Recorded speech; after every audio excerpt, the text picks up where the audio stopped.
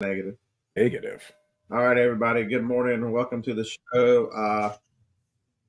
Holy hell! Somebody woke up Tom this morning. Good morning, there, Tom. Morning. Uh, y'all should at least give me a thumbs up for the thumbnail. The thumbnail I thought was pretty good today. Oh, I missed it. I'll have to You go missed the look. thumbnail? What the hell? I'm going to look right now. It's Halloween themed and everything. Oh, the killing one. Yeah, I saw that. Yeah, I thought I did pretty good. So today, if you're expecting the way the reselling internet is rolling right now, if you're expecting us to spend the next 2 hours talking about drama, uh, go ahead and hit the thumbs down and move on your way because that is, folks, that is the most distracting, negative thing you can do. And we are not about to do that. Well, first off, I just don't care that much. When you Yeah. when your feelings about someone are proved right, and you know that you're right, there's no um, there's no satisfaction in that as much as you would think because people got hurt in the deal and people got taken advantage of and that sucks. So And that's all we're going to say about that. that's it. I was wondering if anybody's would even say, "Hey, wait a minute, did they notice that something is different?" Of course, Lag would notice right away. He's obsessed. So the desk used to be over there under the flag. So the desk has been flipped. Um, the filing cabinet is still over there under the flag. They're put together that we're used to be sitting here and here.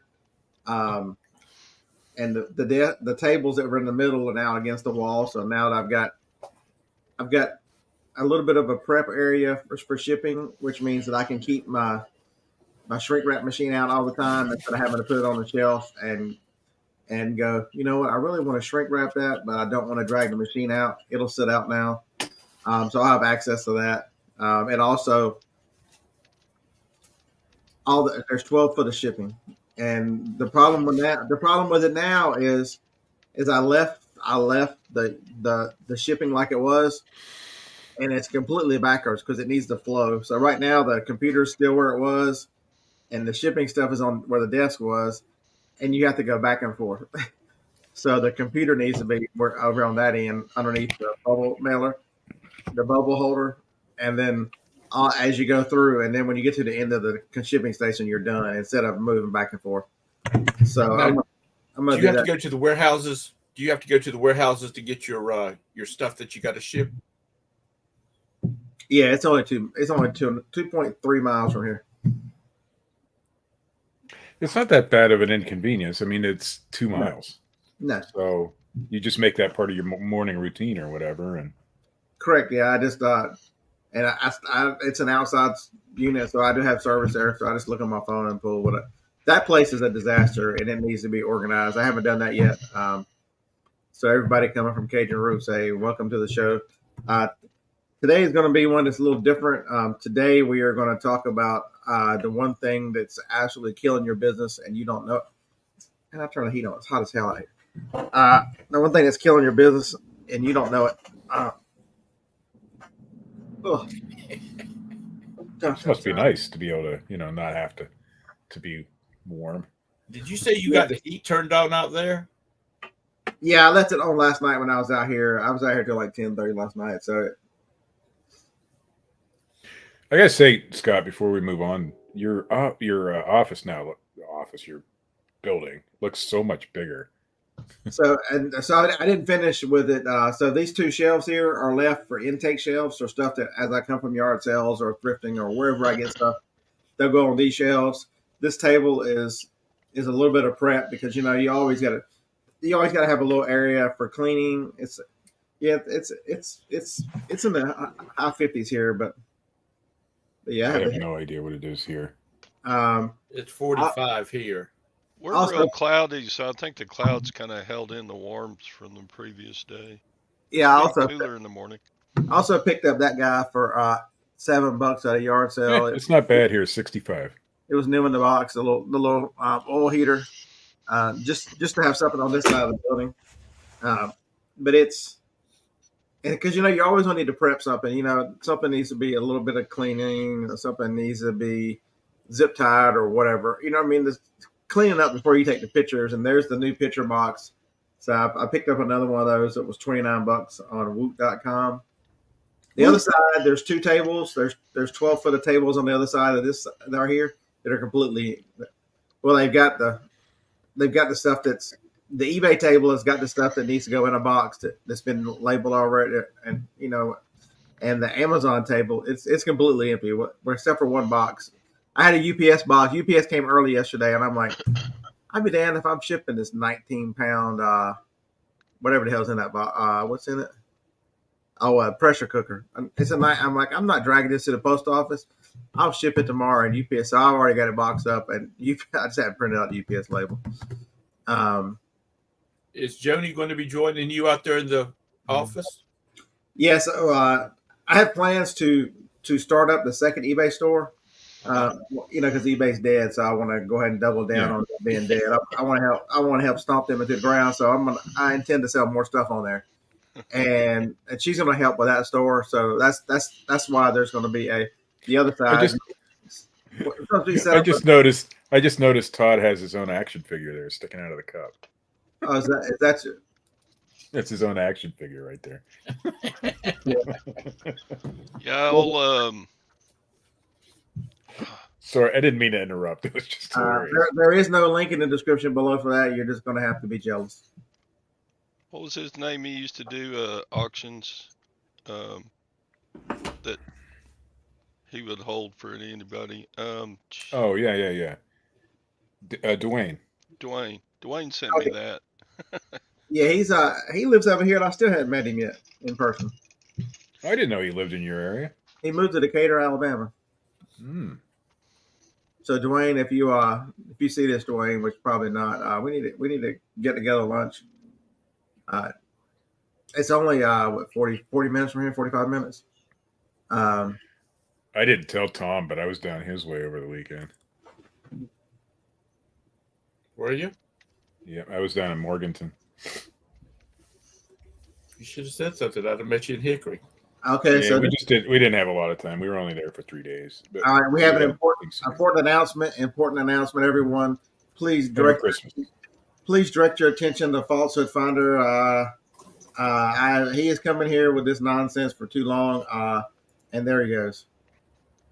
He has been hit with the van hammer. Thank you for your concern in this matter. It's been greatly appreciated. Bye. Does he give you a hard time, or did he give you a hard time? He comes in with the rainbows and tries to tell, the lie that because I'm not speaking on a certain topic anymore, that I've joined the liberal side and all that crazy. If you want to know the truth, just join Tom's show on Tuesday or Thursday. You'll know that the beard has not changed a bit. It's just ruin Tom's channel. That's right. Damn right. It's just this is just not the unless the economy which is directly affecting your resale business. If there's something directly, we'll talk about the economy. But everybody knows who's causing it, who's in control of it. So it's not something that's in your control. Your reaction to it is the only control you have. So that's the only time I'll talk about the economy or whatever. But just so many people are sensitive to that topic, and to be mindful of their sensitivity. You don't want to make people cry. It also goes to the topic of this show. And so today's show is the one that retailers need to stop this. And the one thing you need to stop doing is you've got to stop being negative. I am so sick and tired of everything. I'm sitting here and I'll be working, and I've got the TV is still over there, so that's an internet TV. So I'll watch YouTube on there, and I'll click on a reseller because I've gone back and followed a bunch of resellers. But I look through the list of all the videos they're making, and everything is, oh, woe me, oh, eBay's dying, eBay's killing me, eBay's out to get me, my business is dying. Folks, if you surround yourself with that kind of nonsense, guess what? Eventually, you're going to become that person, because what comes in here and what you surround yourself with is what you become. I mean, it's a proven fact. It's happened like that over and over. Now, to the point that I had a person I consider a good friend who I've never met in person, and one of the people I definitely want to meet, call me and say, I hope your channel never goes this way. I hope you don't put out these crazy videos about uh, being so negative and it's eye opening how bad it is out there, folks. See, Noel says the same thing. There was a link up there, Noel. I'll keep putting it in there. So every now and then, if you want to show up, it's I went as far this morning as to ask my buddy Bard. I said, Bard, what happens if you're negative in small business? And Bard said, let me tell you what happens.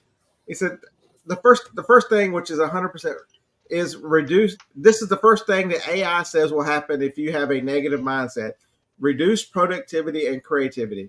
So what does that mean for you as a reseller? That's what I'm going to go through their list of what they do, and these guys can throw in their 2 cents. We're getting the OnlyFans version of your cat today. It's except reselling is hard. Reselling is hard, folks. This is not an easy life. This is not, if you're going to do this full time, to keep yourself self-motivated is the number one most difficult thing to do as a reseller. Anybody can go find stuff. Anybody can put in some effort, but to keep yourself motivated to do it whenever there's nobody saying, hey, you need to do this, is tough for most people. So if you're negative, you'll have an even harder time, keeping your productivity up, and what does it mean? What do you think creativity and reselling is? Can you be creative in reselling? Absolutely. Where do you find things? How do you list stuff? To be able to try and have new ideas and new thoughts and positive energy whenever everything you consume is the death of it. It's always it's eBay's out to get you.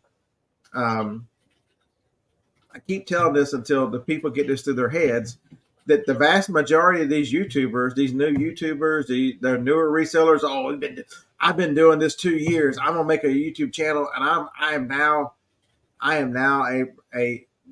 they're treated, because they have a YouTube channel, as some kind of authority on reselling. They've started during the pandemic. They started when it was easy. Anything would sell. You just throw it up, and no matter what anybody said, because people are at home with free money, it's sold. And now that the economy is we're 3 years into the Biden economy. The economy is terrible from where it was. The last year of Trump was tough because of the COVID restrictions coming in. So we're now in our 4th year of this crazy. So if you started in the first 2 of these 4 years, crazy, there was free money. Now there's no free money. And so you listen to these people, and eBay is saying, these are the item specifics you need. We want you to do this. We want you to do that. And you've got all these new YouTubers going, I'm not helping eBay. I'm not paying them any more money. They are telling you everything they're not doing, while eBay is saying, hey guys, twice a year, the spring and fall, eBay comes out and goes, this is the direction we're going. This is what we want to do. This is what we're liking to see on the platform. And all these YouTubers sit around and go, oh, this is an awful update. Oh my God, I can't believe eBay's making us do this. When they should be looking at you and saying, listen, eBay, thank you for letting us know the direction you're going. That's some communication better than none. If this is what you're focused on, this is what I'm going to focus on to help move my business. And that's the direction you got. And it's hard to look at it that way when everybody else is going, oh my God, I can't believe I've got to put in another item specific. What's it take you? 0.2 seconds to hit the drop down button and pick the item specific? Is it that damn difficult? I use Bard, so I mentioned Bard. So Google, put a model number in, put an item number in, and ask Bard for the specifics. It's connected to the internet. It'll go get your stuff. It'll let you know all your item specifics for anything you're listing. This is not that difficult, folks, to get item specific. And in the long run, if everybody will start putting in the specifics, it's going to make your life easier eventually, because you're going to eventually sell something that somebody else has sold, and everything's going to be already there. So the one thing that we talk about, the first thing everybody wants to say is, oh, eBay search is destroyed. eBay search is bad. They screwed up eBay search. But let me let me turn this around on you. So how does eBay for 2 years tell you to put in item specifics? They start putting requirements and they start putting recommendations, and people are just going, whatever. I'm just going to put whatever on there. And then when the search is turned on to really reflect those specifics so that it can help you find an item you're looking for, all these items have the wrong specifics, and the first thing everybody does is go, well, damn, eBay's broken. Oh my God, search is broken. Search is pulling the specifics that your dumbass put in there that were wrong. Or that you didn't put in there. Or you didn't put in there. Like me, I'm guilty of that. I'm guilty of just being lazy. You listed 10 hats, and instead of picking the color, you go, well, I'm going to list 10 at a time, and I'm just going to put multicolor because that's going to cover all 10 of them because I have 3 blue ones, 3 red ones, and a green one. So I'm just going to pick multicolor and list them all. Yeah, nobody searches multicolor. Oh, my God. The search is not finding my hats. What the hell? I put in green hat. I put in green hat in the search, and it doesn't show up because you put the specific as a multicolor. I've been guilty of that one too, just picking multicolor because it's a multicolor object. Pick the primary color of that object, whatever it is, and you'll be better off. I'm tired of the. Does eBay have problems? Absolutely, eBay has problems. But I can tell you, the person who's getting away scot-free with no problems whatsoever, resellers. Resellers, you guys are perfect out there. All you reseller YouTubers, y'all are perfect. Except for me. I actually made a video the other day when I looked up a video game. And I'm like, man, I never thought about putting all the video games on one listing. Turns out that's against policy. So I deleted that video and made a video saying, hey, don't do that because But when you look somebody in the chat said they've been selling since what, 2005. You look at a listing every day. Well, you did too. You look at a listing that sold 14,500 times.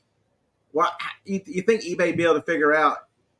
I get that you a CPAP mask every now and then you get away with a CPAP machine. There's 1 or 2 or 3 completed, but this is 14,500 eBay. So on the CPAP thing, and even those completed, those people will eventually get either a warning or a 3-day deactivation or whatever, even after it's sold. So just because it's there doesn't mean they got away with it. They made the money on it, but they could lose their account retroactively over that. So Phil is asking Texas Bandit, Amazon or eBay name, Craig. So if you didn't know, Craig has Last Sharp Picker has 2 channels. A lot of YouTubers have multiple channels. Mace's Technology is his. He has a channel that he talks about imagine that technology and working on stuff and parts and stuff. So he's just in his other screen name. That's Tactical Z. That's the attitude right there, folks. If everybody would take that attitude and put whatever your year it is when you started, I'm still learning every day. It happened to me, and it happened to me on video, and everybody saw it. Hello, I made a mistake, and I owned up to it. And that's another thing. These damn YouTubers that are perfect. If you screw up, you can't imagine how much you help people by saying, "Hey, wait, that's not right. I screwed up. Don't listen to that." I challenge you every time I tell you something. Fact check this stuff. It took. Problem is people double down. That video was up 30 minutes where James, who's been selling for 22 years, says, hey, you might want to watch that. I don't think you're allowed to do that. And I appreciate him telling me that. That was my boring reseller life to this channel. He's been reselling so long, he knows some stuff. But even I would tell you, even James is not perfect. Because if you look at James and he's having to change the way he does stuff. And I think a lot of people need to hear this. My eBay account was 2000, something stupid. I've had it for a long time. Just because you are a seasoned reseller doesn't mean there's stuff out there you can learn.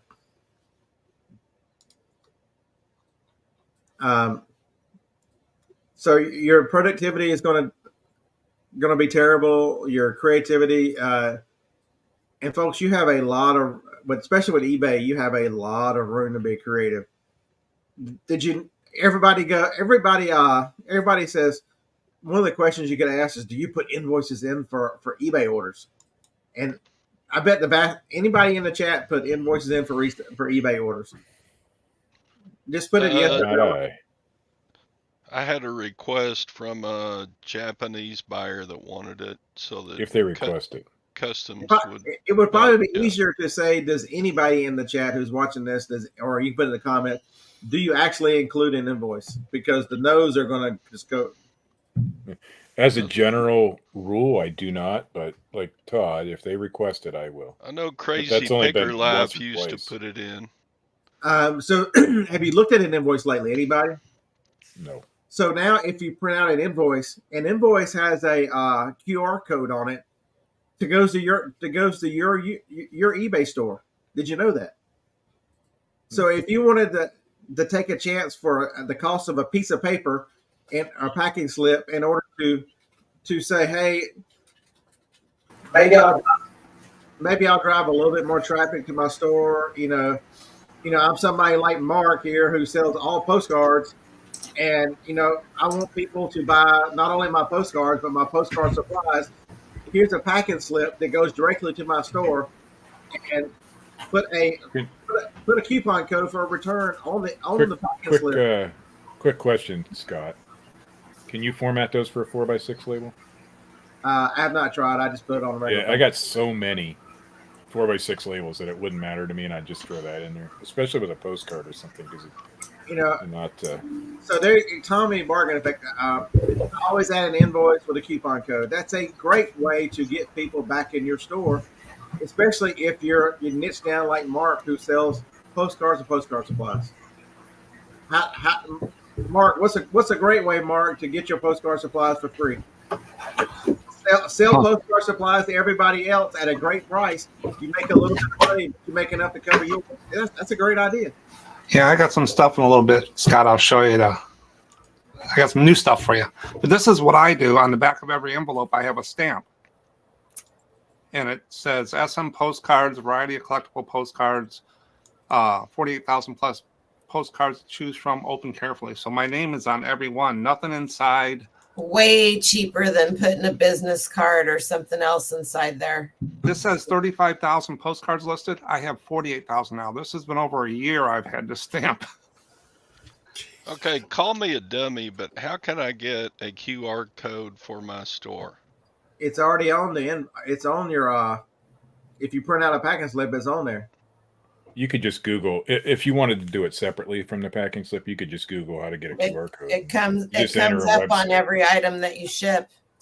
Yeah, you can go out and find a QR generator place, and you want one that you can track how many people are clicking on it. And Scott, I did these for that rally. Right. So there's one for my YouTube, one for my eBay store, and one for the supplies Scott was talking about, and the address. All right, so I'll make that video how to make a QR code. When I'll teach myself how to do it, and I'll make the video for you. Yeah, and test them afterwards. Make sure to go to the right place. Yeah, I kind of want to save it to my desktop so I can use it whenever I want to or whatever. Let me as soon as I find a pen that works. Teach an old dog a new trick. Yeah, there's some companies that charge you for how many QR codes. There's some free ones out there, but you want the tracking with it so you know how many people are clicking on it. So which one did you use, Mark? I have no idea. I just made them, and it's out there. I'd have to go dig it out. I haven't looked at it in a while. I'm gonna try to find how to make a QR code for your store and then how to do the tracking so you know how many. All right, no problem. I do that. So with the coupons, what I did a test. I put 300. I printed out on those little 1-inch labels, Scott, and everyone. I put a sticker on the back of my envelope, and I sent out 300 of them with a QR for a coupon, and I put a coupon code one also. 3 people out of 300 clicked on the QR code. Nobody used the coupon.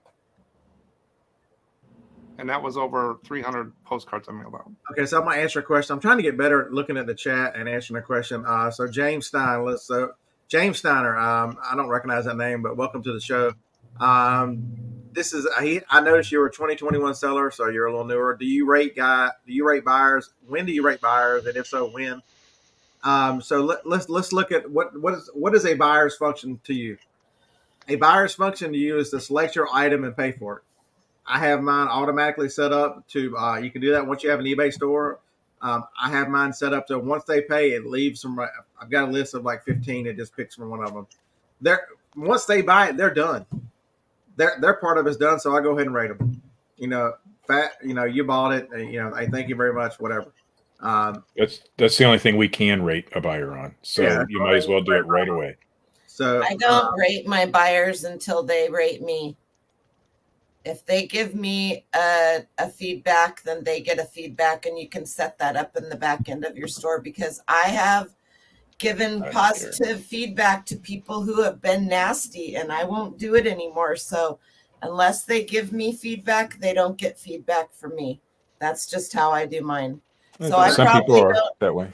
I probably do not have anywhere near as much feedback as I should because of that, but that's you made I just don't want to think of it after I do it, so they get it right away, and I don't have. You can set it up that way too. You can set it up to automatically give them. There's a spot down in your business, back in the back end of your store, where you can go and set your feedback up, and you can have 5 or 6 different automatic replies, and it just automatically does it. And you can set it up to do it immediately as soon as they pay, or when they give you feedback. Because I've had people send me messages, can you give me feedback? And I answer them back.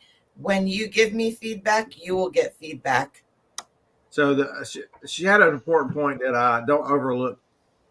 The other choice you've got is if you're a newer store and you're trying to build feedback, you do it first automatically, because you want to encourage. The way you get more feedback is if you're the first person that leads it. So that's another consideration. Are you a store that needs feedback? If you are, definitely be the first one, because you will get more that way. Feedback is hard enough to get as it is. So those are your choices. I'm with Steve. I don't want to think about it again. I didn't realize there was a second option that if it'll do it automatic. But even then, it's all right. If something happens, I consider that, and nothing against people who do it, but I consider that holding feedback hostage, and I don't feel like doing that. For me, when I buy things from bigger sellers on eBay, they always leave feedback automatically, every single one of them. So here's the other thought. That's what I choose to do. So they have it set up automatically to leave you feedback, Steve. Yeah, I know, and that's why I do it that way. Yeah, because it's easier, and for me, it builds confidence with the buyer. I get few returns. Here's my thought too. Most of my returns are because I did something dumb. Yep, same here. I've made a mistake. I've done whatever. So if I've already left them positive feedback, maybe it good vibes, that kind of stuff. Can't leave negative. So that's the other thing too. So, but it's your choice. Those are the way. You can go either way. I don't think there's a right or a wrong. It's just what does your business need, and don't be a turd and go in and leave somebody negative feedback under a positive feedback. Don't do that. That'll get you deactivated fairly quickly if they report it. Yeah, I leave mine when they pay, automatic feedback, and when they pay, I ship. I've only had 6 refunds this year, and 2 of them were my fault. When you send one wrong card to one person, you got another one somewhere. So 2 of those 6 are mine. Yeah, they look the same. I thought I had it right. I had one, Mark. I did a postcard, and there were 2 versions of that postcard, but the picture was flipped, and I sent the wrong one, and neither one of them ever said a word about it. But I see how it's easy. It happens. So, Chin King, thank you so much for the super chat. So I get paid to hang out with Noel. That's awesome, right there. I would do it for free. So there you go. Yeah, I was about to tell him that you don't share this with anybody. You keep it all yourself. Yeah. So after that $3.10 because YouTube's going to take 30%. Yeah. Yeah. Wait a minute, Noel. Where are you at? Southwest Washington. I'm literally I'm a mile away from the border to between Oregon and Washington. So Portland, if I wanted to go to Portland, it's about a 15-minute drive, depending on traffic. You guys know who Wade is, Wade's Ventures. Absolutely. He's really only about a 20-minute drive from me, but the traffic is so bad sometimes it can be 45 minutes to an hour, depending on when you go. So you dressed like you got 8 inches of snow this morning. That's the reason I was wondering whether you. I don't have a thyroid, and I get cold really fast. Okay. So I tend to dress a little warmer so that I don't get cold. I thought she was just celebrating Back to the Future or something. That too, yes. Well, I tend to dress warmer too, but that's because I'm old. Oh. Okay, sorry, Scott, go ahead.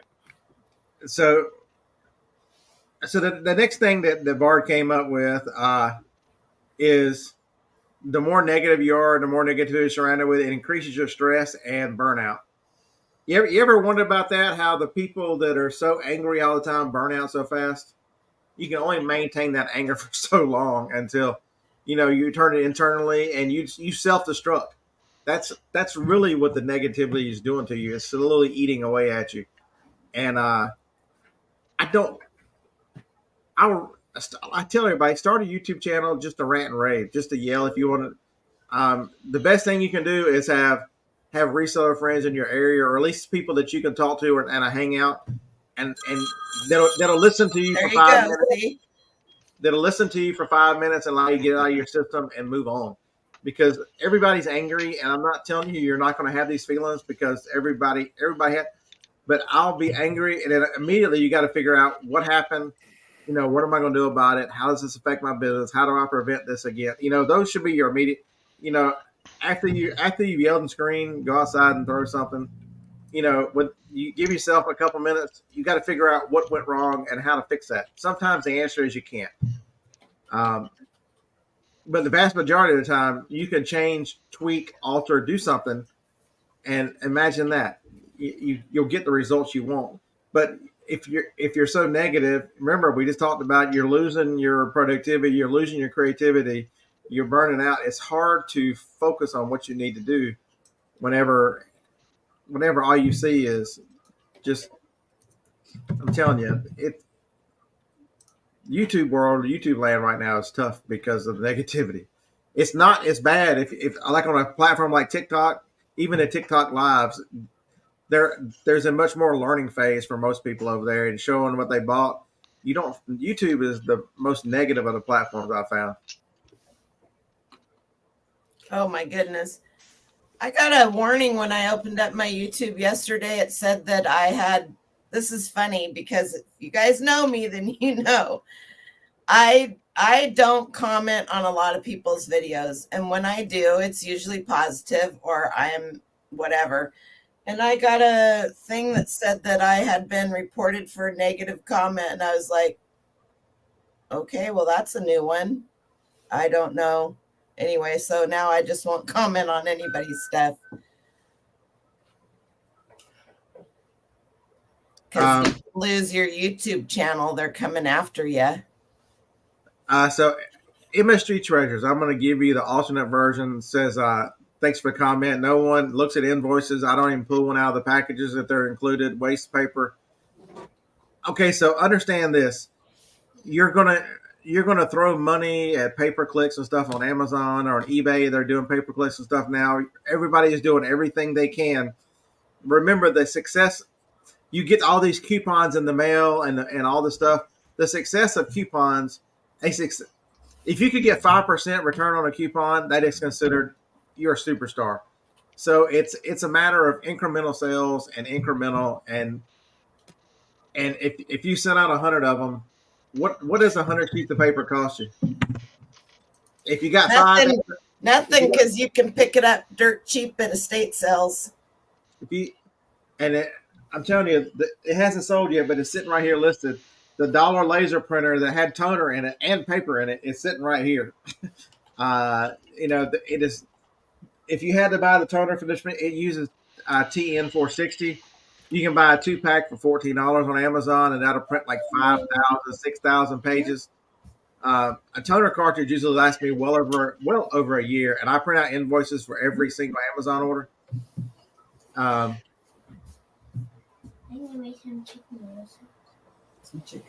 So Phil, I don't use feedback as a tool to advertise. How would you even do that? So maybe here's I can tell you how you do that. I can do it. Mark's the easiest one to pick out because I know he's niched down. You know, he could have his responses.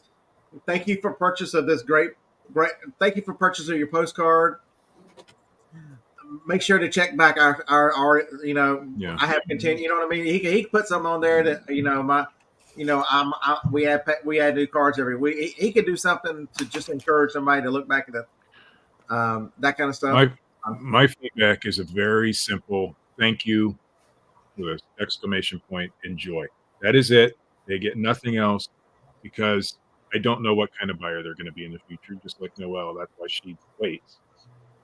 So my feedback is very generic. If I was like Mark, though, that would be a great idea to use it that way. The way shipping is supposed to work, what's another reason for invoices? Somebody on the panel know another reason to put an invoice in a package? If your package gets lost or damaged and the post office has to send it, then they have everything inside it and it will never get sent to the lost crap. Well, does that happen? Yes, it does. But if the label gets destroyed or something happens, they're supposed to open it up, and if there's an invoice, continue the shipment on. And so these. Yeah. So I was on Pat's show last night. Pat's doing his yearly toy drive. Pat did a show. I didn't see it. Yeah. Yeah, that happens whenever he's not made as many videos because of, you know, he is battling breast cancer again, and so check out Pat D's. We were live for I guess about an hour just talking about life and but yeah, he raises money for Toys for Tots and then goes and buys wholesale toys and donates wholesale toys. So here's another video for you, Scott. How many of you guys have hyperlinks to your stores in each one of your listings? I don't even know what that is. It's just a link. When you're on the phone and you're searching and you're looking through and you go down, you have to go down how far to find a sell similar.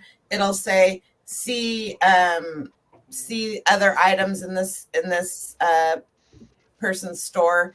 But when you open up their store, down in the description, there's an area where you can put a hyperlink to the rest of your store that they can just click on it and it'll open up your store and take them directly into your store. See MSG Trader says, I can see your point. It's a numbers game. I don't have a regular printer in my office, just a thermal. There should be a way to print it on thermal, but you can print it on thermal. But the one thing I'm trying to do with this show is every week is to make it where it's a weekly show. People can watch it and get answers and get ideas because I don't think my hypothesis is that so many new resellers out there that they don't understand how to compete because everything was easy to begin with. And so how do you compete against, you know, but you're only going to get, if you put invoices, that's a little bit of an extra step. It's only going to get you 3% extra. But how do you claw back these sales? You know, you get 3% on an invoice. You get a couple percent here. You get a couple, you know, and then all of a sudden I'm up 10% for the year, you know. Or do you sit back and go, that eBay search is broken, oh my God, and go back into your shell and go watch somebody else tell you that they're having the same thing because they're not competing either, because they're not willing to spend any money on promoted listings because they're not giving eBay another dime. Who do you want to listen to? And so I'm trying to create an environment with this show that, you know, there's answers, there's ideas. People can come in the chat and really, like Phil's comment up here. I was trying to, on the fly, tell you, here's Phil's answer. Thank you. If you don't know Phil, he's the Texas Bandit.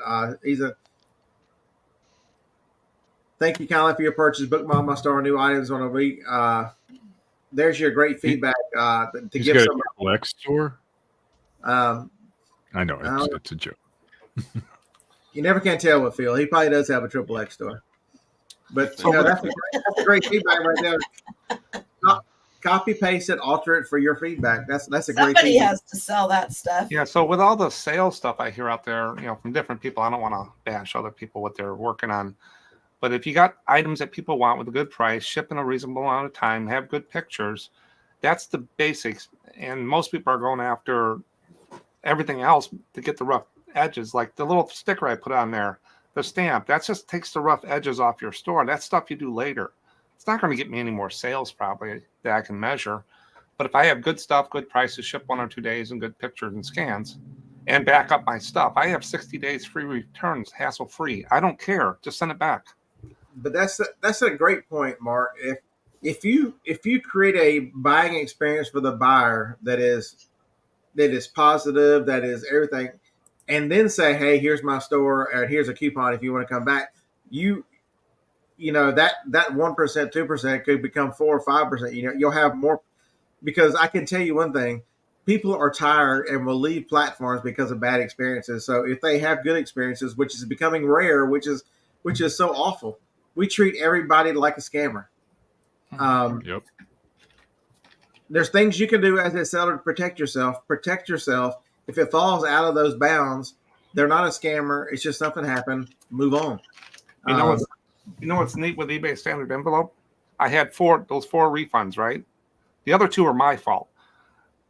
I refunded them because they said it was late and they were getting a little testy, and I couldn't move them on a little bit longer because it does take some time to get 12 days, 10 days sometimes. I went in and I refunded them, and then I did a claim and I got all my money back. So there's insurance with eBay standard envelope. So I'll refund them. I just know in 30 days I can get my money back. So Todd, there you go. Jeremy said a hyperlink is a regular link. It just has ADHD. It's true. Todd. It's MSC Treasury. So it's the same thing. You know what I mean? I know you're not trying to be negative. Somebody has to put the ultra point out there. Okay, so they don't read titles, but there are buyers out there that read titles, description, and feedback. And so, you know, if you want to overall design your store so that you have maximum sales and maximum input on your items and that kind of stuff, this is the whole point of this conversation. Do you do the absolute basics and take a crap picture and only what you're required to do and put it up there, or do you? Are you a true reseller? Are you somebody who's running a bit? Are you a hobbyist who is just trying to sell something out of your house, or are you running a business and going to get serious about this and treat it like a business and look around at business? They don't leave any of this behind. There's a reason why they continue to send coupons. There's a reason why, you know, I get emails from everywhere I've been, you know, offering coupons and trying to get. It's hard to get a customer in your store to begin with. Mm-hmm. And if it takes, so once you start doing this and make a plan, it becomes much easier. Oh, but I don't want to have to do this and that. But once you've started doing invoices and build it into your shipping process, it really takes little to no time. Oh, but Beard, I use Pirate Ship. You can't get an invoice on Pirate Ship. I go over there and print all the invoices and then go ship on Pirate Ship. It's not that difficult. You know, you go over there, click the little button that lights them all up, click print, pack, and slip. The printer prints them out. And then before I can finish printing whatever it's printing, I've got eBay up, I've got Pirate Ship up, and I am starting to ship the first item. This is, you know, build all this stuff into. A lot of it is simple as setting your automatic feedback with the correct responses, and then you never have to look at that one again. It's just going to automatically say, "Hey, thanks for your purchase. Check out the other items. We add them weekly." That's a great response. So one of the things, Scott, with postcards, there are 7 to 9 million postcards at any given time listed on eBay. I'm a little fish in a big ocean. I want followers in my store. I got 860 followers. It's growing monthly, not real fast, but those followers will come to my little pond and just look in my store. I got to get them out of that big ocean just to look at my store. So the followers with the eBay newsletter twice a week with the coupon, that doesn't work as well, but they see what I got new and they come back, hopefully. But I got to get them out of that big ocean, and followers is a key thing that I try to get. Right. So you have a pond in an ocean. A mud puddle. I don't know what you guys call it down south. We call them puddles. So, you know what I've been guilty of until this year was I hated promoted listings. I thought, man, I ain't paying eBay anything extra. And finally I started up and I thought, well, okay, I'm going to go at 5%. 5.1% across the board, and I've been doing that. And somehow my sales this year are up 14%. Huh. Well, -5 because you paid 5% to do that.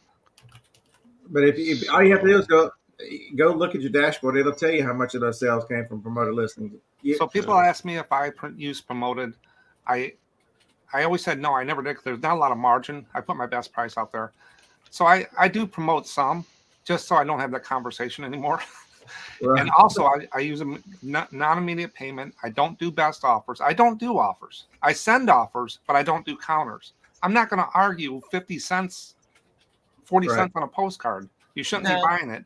Those people come with baggage. Go buy them from somebody else. You know, but that's not your business model. Your business model is to offer the low price cards. If you had $50 cards and your whole store was $50 cards, you would take offers because they offer 40, you would jump at 40. And people on eBay are trained sometimes to send you an offer. I see them in my messages. Hey, will you take $350 instead of $425 for this card? No, I don't even respond. I just delete the message. And then they say, well, if you didn't answer message, your account health is going to go down. I'm not measured by messages, and so be it.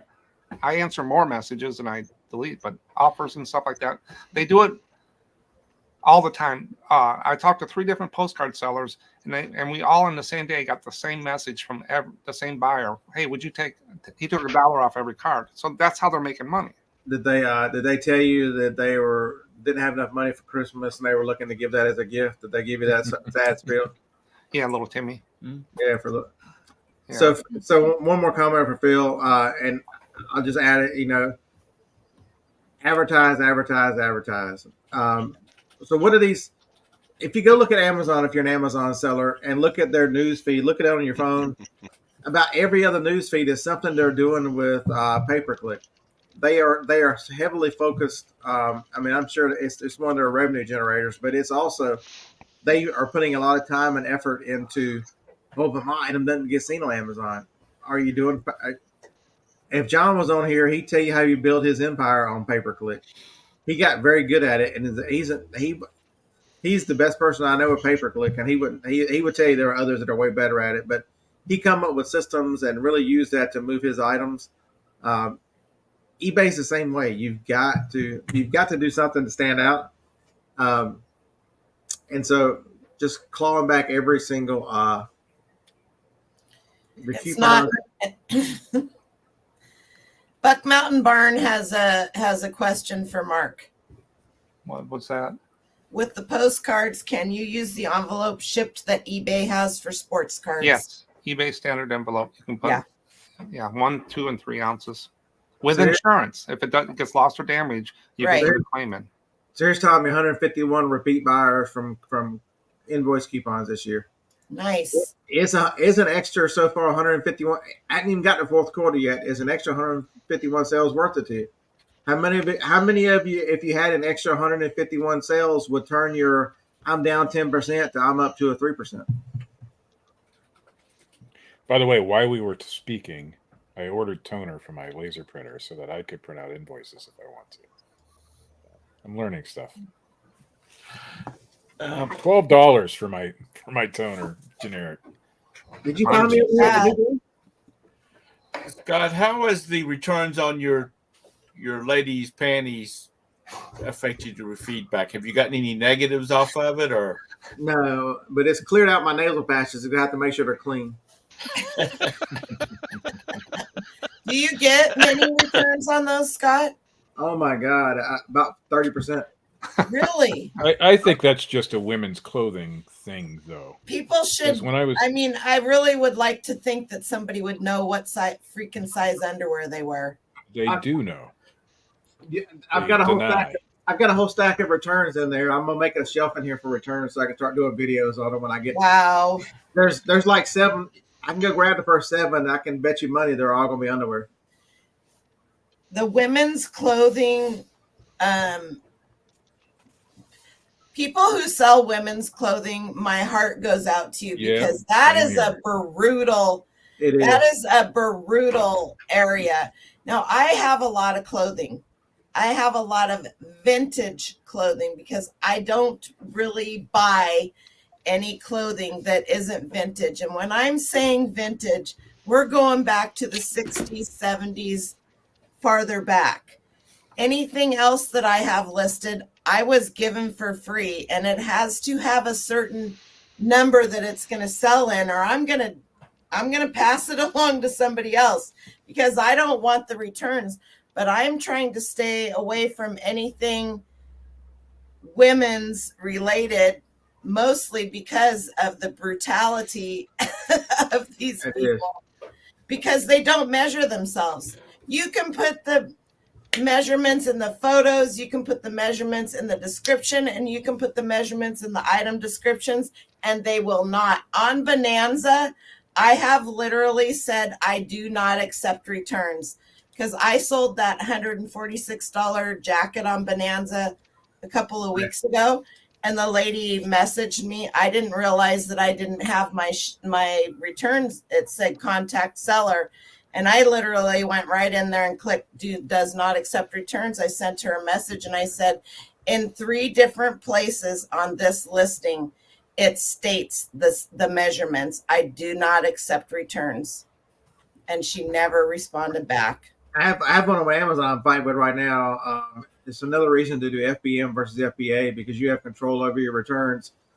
It's a scanner, and she put on the list. She contacted customer service. It doesn't work, and then she sent me an email saying that she wanted to return it, but she can't figure out how to return it. I need to send her a label because it works, but it's not as easy as the listing states it is. And I got to read the listing, and the listing not only never mentions how easy it is to scan with a scanner, she mentioned that it works, and then it says returns for this item are only if it's damaged or doesn't arrive. And I'm like, ma'am, you got the item. You told me that it works. You have not fulfilled either one of the 2 reasons that this thing is allowed to be returned. I'm not taking it back. And so, Mr. Sadie.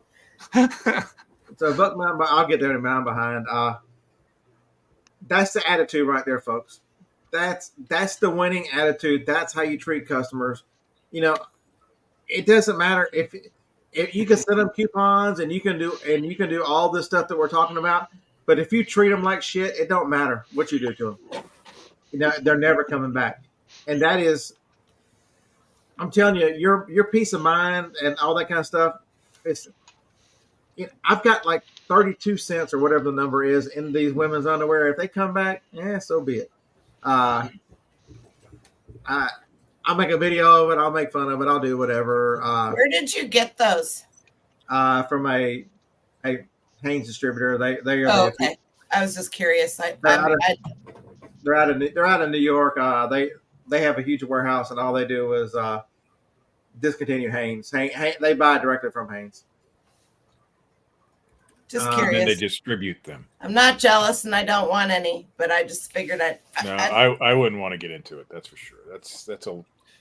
That return rate. Is Roman. Mark is not retired. He is still carrying on. My worst fear of being retired is not having something to do. When you get 40, you got all this time. I swear to God, I had more time when I worked. You got 45,000 postcards listed. 45,000 more. But when he's listing those postcards, he's laying on the couch eating bonbons while they go through the scanner. Yeah, I'm pretty sure that's not the case. In a little bit, I'll show you something new I did for 2024. I don't have a need to buy postcards for 2024. So you're gonna. So I think far sad, Jack. Get shitty offers. That's why you don't have offers. But how many of them do you do? I had a pair of shoes last night that I'm not. It was a $5 difference from what I would take, what I wouldn't take, and the counter for was within what I wanted, and they took it. So, how many sales do you lose because you don't have offers on certain items? You don't have to do it on your whole store, but on some of your items, remember you went all the trouble to go to somebody's house to buy their shit that they didn't want in a yard sale, so you can try to sell it, and somebody you think it's worth $100, but they go it's worth $90. They just went by your store because they want to pay $90. It doesn't make any sense. Put the offers out there. You have the power to say, well, no. It's you know, it's the whole range of. So Mark's case is completely different. I understand him, and I wouldn't put offers on $5 postcards either. 100% agree. But if you're an everything seller and you've got so little into this stuff, and you're doing all this, you're doing everything else. You're doing invoices, you're doing QR codes, you're doing hyperlinks, you're doing all this, but you're not taking offers, and you're so set on your price that you're driving your customer away. Because let's face it, you can be wrong on the price. You're just guessing what you think it's worth. What's your item worth? Right there, what Mr. Sadie says. If lowball offers bother you, set up parameters. It takes 2 seconds. And lots of times, I will tell you for a fact, people are sending you a lowball offer to see if you have these parameters set up.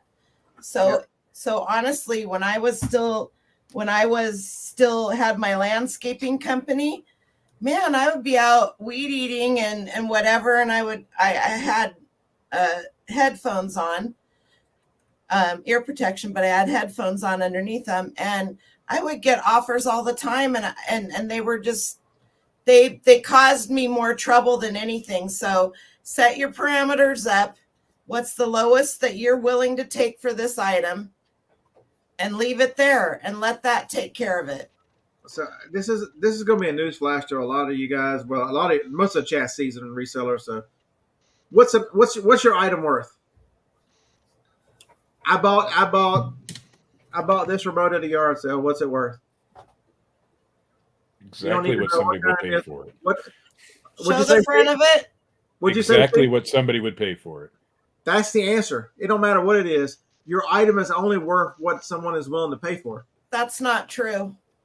I totally 100% disagree with you. If I'm gonna buy a remote, or something like that. But if I have an antique item, they have a value. I'm not going to sell an antique item that there aren't very many of to somebody just to make a sale and ruin everybody else and ruin the market on that antique item. I won't do it. But you're missing the point. It's still worth only what somebody's willing to pay for. I'm not saying what somebody's willing to lowball you for. It's, if you get that sale within a year on an antique, that y'all realize antique stores have inventory that doesn't move. It takes special buyers on antiques, and antiques have a value of they have a market value of what people buy for in the market. But if I say this is $100 remote because it's special because I put Velcro on the back of it, that doesn't make it $100 remote. That still makes it a $599 Toshiba remote. Sure. There are market values to things, a range of values. But in that still, that range is what somebody's willing to pay for it. 100%. If you're at the top of the range all the time and nobody's giving you the money, then nobody's willing to pay for it. Go down to your local dealership at Ford, Chevy, and whatever, and see how many of these trucks with $35,000 markups they're selling right now. Yeah. They're not. Their lots went from no cars on there to tons of cars because there is a value that they have passed, and they are not. Now, during the pandemic, if you're charging that kind of money, you probably would have sold it. They haven't adjusted for that yet. I noticed even used cars are coming way down, at least in my area. I heard an ad yesterday for our local, I don't know if it was Ford dealership. Well, it's one of the dealerships over in Portland. And they are basically begging to buy used cars. And at the end of the ad, it said, "We'll even drive you home." So here's the other thought about lowball offers too. Right. Okay, so there's some crafty old veterans. I wouldn't say it. I've done this, but okay. Anyway, you understand that there are so many resellers that are struggling right now, and you see some items. If you think that if you could get it for a reasonable price to resell it on eBay to eBay, could you not go do lowball offers? If you send 100 lowball offers out and you got 10 of them to take it, you got 10 new items to sell, and you're going to make money on those 10, and it really didn't take you that much time. Just people who make an entire career out of that. Out of lowball offers. Just think about I hate lowball offers. Maybe you're not using them to your advantage. I don't do that to other sellers. I'm not saying I don't either. I don't either. I've never done that, but At a yard sale, I may. Steve Rake and Profit does it all the time, doesn't he? No. Rakin has bought from me, and he's never made an offer. I'm just saying that let me retract a little bit of that. Steve Rake and Profit buys a lot of stuff on eBay, and then takes it over to Amazon, absolutely, and sells it for a better profit. Absolutely. Let me retract. I'm not going to say that he lowballs. But as far as I can tell, he's not making offers on things. Maybe he does, but the stuff he's maybe he does to sellers that are bigger sellers. You know what I mean? I don't know, but I can tell you with Rakin, it's more about quantity. Right. He's selling a lot, so his profit margins are very slim. And he did a video recently that says how low his profit margins are. They're not very much. So Diana's Orchid says she's no resale expert, but believes in long tail selling. So that's an important point that most people gloss over. Long tail seller. Diana, there's absolutely nothing wrong with being a long tail seller, but you have to understand there's a different set of rules for being somebody like me who's looking to flip things quickly and buys whatever. You are an expert in your area, because to be a good long term seller, you need to know what the hell you're doing and know that it's worth carrying it for a longer, because you're laying your money out there and the return on your money is going to take longer to come back. So you need to be an expert in your field. But for somebody like me who just flips like whatever, so what have I got? There's a few items that I have that I expect this to flip pretty quick. It was $25. It's a Cricket Joy with all these parts. Hell of a deal. It's got eight or nine different $10 things with it. It's got sets of cards with it. It's got tools with it, markers. That thing I paid $25. It should go for about $150 total. You don't have to be in it. The Cricket by itself is worth 72 or 73 used. All that stuff in there he didn't say was new sealed. Everything else is new sealed, except for the Cricket. No, but there's a and right now is a good time to be selling that because it's Christmas, going on Christmas, right? People are looking for that stuff for sure. It's being listed today, so it's sitting here to go. No, you got a hell of a deal on that thing. I had one that I went to an estate sale that it was in a manufactured trailer park, but it was in, like, if this is possible, I don't know how to classify this, a very high end one, a gated community one, and they couldn't, like, they had to have the listing privately, and you had to contact them because there really was no parking. Anyway, so I went there many times, and this lady, she had every crafting, everything that you could ever imagine. And I still have tons of it to list. But the thing is that, I got things for so cheap, but she had one of those in the box with all the tools, never opened, everything sealed. And they wanted $100 for it. And I said, just throw it in my pile. Probably I ended up paying about $5 for it if I took everything. And that's how I look at my cost of goods. If I spend $300 at an estate sale and I bought 500 items, but maybe one of those items was $40 or $100, and the rest of them, I take my amount of items I bought and figure out what my price per piece is. So Peddling Profits has a great point. It says, I had a customer who was extremely rude when asking about items. I felt like telling him where to go. He came back and apologized. Bad day at work. I treated him nicely. He bought 3 items for $620. Nice. But extending kindness just costs you nothing. I can tell you, as someone who used to run restaurants for a living, the absolute worst thing you can do to someone is to be nice to them. If they are upset. Being nice to someone. So here's a great example. I had some Wii games. I listed them yesterday. Um, somebody buys one. Hey, do you think there's any way I can cancel this order? I just found my old copy like an hour after placing it. Thanks so much. After I canceled it, and I said, no worries, man. Have a good day. You get it. Thanks. You don't know whether they found it or they changed their mind or whatever, but I sold that like 3 hours later again.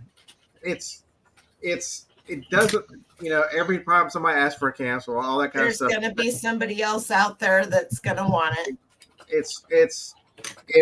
Could I have given that guy a hard time and told him that he needed to make sure that it was you entered a contractual obligation. I'm going to send it out to you anyway. You can't cancel like this, and then force the return and be mad about the return because the return's coming back. All they got to do is say not as described on a disc. And then, we create a lot of our own headaches by not just not treating people like you want to be treated. And then you'll be the first one to go and make a mistake and want somebody to extend you grace. And then you wonder why I never get any second chances. I never get any of this. Maybe it's because you get what you give. The way I look at these cancel requests when I cancel immediately. As soon as I see the message, it's done. No question. The reason is I don't need the hassle. Same with the feedback. I don't need the hassle. I just do it. I want the least amount of stress possible. And that's how I've always done it. And it's always worked out well for me. Yeah, a lot of people did. They're still talking about low ball and gotten things. So talking about the antique and what market and stuff, and people will, they're going to pay what it's worth to them. This is a book on Yadro. Any of you guys know what Yadro is? Sure do. Yeah, he's the Spanish figurine maker. There you go. So 2 summers ago, I went to an estate sale the last day, and this lady was a distributor for Yadro and Fitz and Floyd. Like, she distributed them to the big stores, wherever it was that they sold them. Meyer and Frank, which is now Macy's and all of that. And they had priced the stuff so high the first 2 days, plus she had so much that there was just tons of it left. So I bought everything that they had left. I think I spent $600 there. I listed about 10 of the items right away, made my money back plus some. Underneath one of the coffee tables, behind all the boxes, were stacks of these books on Yadro and Fitz and Floyd. Books on sale? No, not at all. And they just gave them to me. So I if you saw my video on Are You Ready for Q4 and my storage unit, when I show my shipping unit, if you look in the back up, there's a whole bunch of brand new looking boxes. There was 12 of them to be precise. They had all of those figurines and the Yadros and the Fitz and Floyds that are retired, discontinued. You can't get anymore. So this last 5 days, I've literally gone down and unpacked them all, and I have taken photos of them, and I have slowly been listing them. But I was like, where did I put these books? Because I knew I had them. They were sitting on the shelf over there. They've been sitting on the shelf over there since I moved in here. So now those are getting listed because I have my drafts already for all of the things. But that's something that I know what they're worth, and I will list them for a little bit up so I can run a sale here and there. But I know where my price point is, that I won't screw the rest of the people that have them, because I didn't make thousands of each one. Yeah. So Beard, did you find some things that you didn't remember you had when you made your big move to the storage unit? One? I'm sure you found lots of things. One? You found one? I found one. Yeah. So there a couple. There's a bit of long tail and fast dimes. Yeah, Phil, Groove Master. Hey, welcome, Phil. It's good to see you this morning. Fast nickel or slow down. I'm going to tell you a different one that most people, most people argue whether they want to flip something fast or they want to hold for maximum money. I'm going to tell you, there's tons of people like me who, in the things that I buy, recognize that I see both, and it's not a bad thing to if you're going to sell both, understand that you've got some that are slower and some that are faster, and you've got to sell enough to make the money you need. But I don't think you have to choose. I think the items you need to recognize. You might be an expert on the older stuff and the slower selling stuff and the antiques, but if you see a stack of video games, I got one of the guys who eats dinner with us sells at the auction, and he was showing us where he had some hand planes he had restored and is putting them in his booth, and he sells a lot of antiques in his booth. But then he shows up last week, and he's got an Xbox One. So I don't limit yourself to I noticed that, model. Todd. Don't limit yourself to a certain model whenever there's when there's items in your face that you can make money on immediately. I don't think you really have to choose. I think you need to understand item per item and the amount of inventory and the amount of buying power you have. I agree. Where you're at, because I don't think when you see opportunity in front of you, I don't think you should walk away from it. You should be prepared to take advantage of how long something, because you can make a slow dime faster by altering the price and advertising and other things.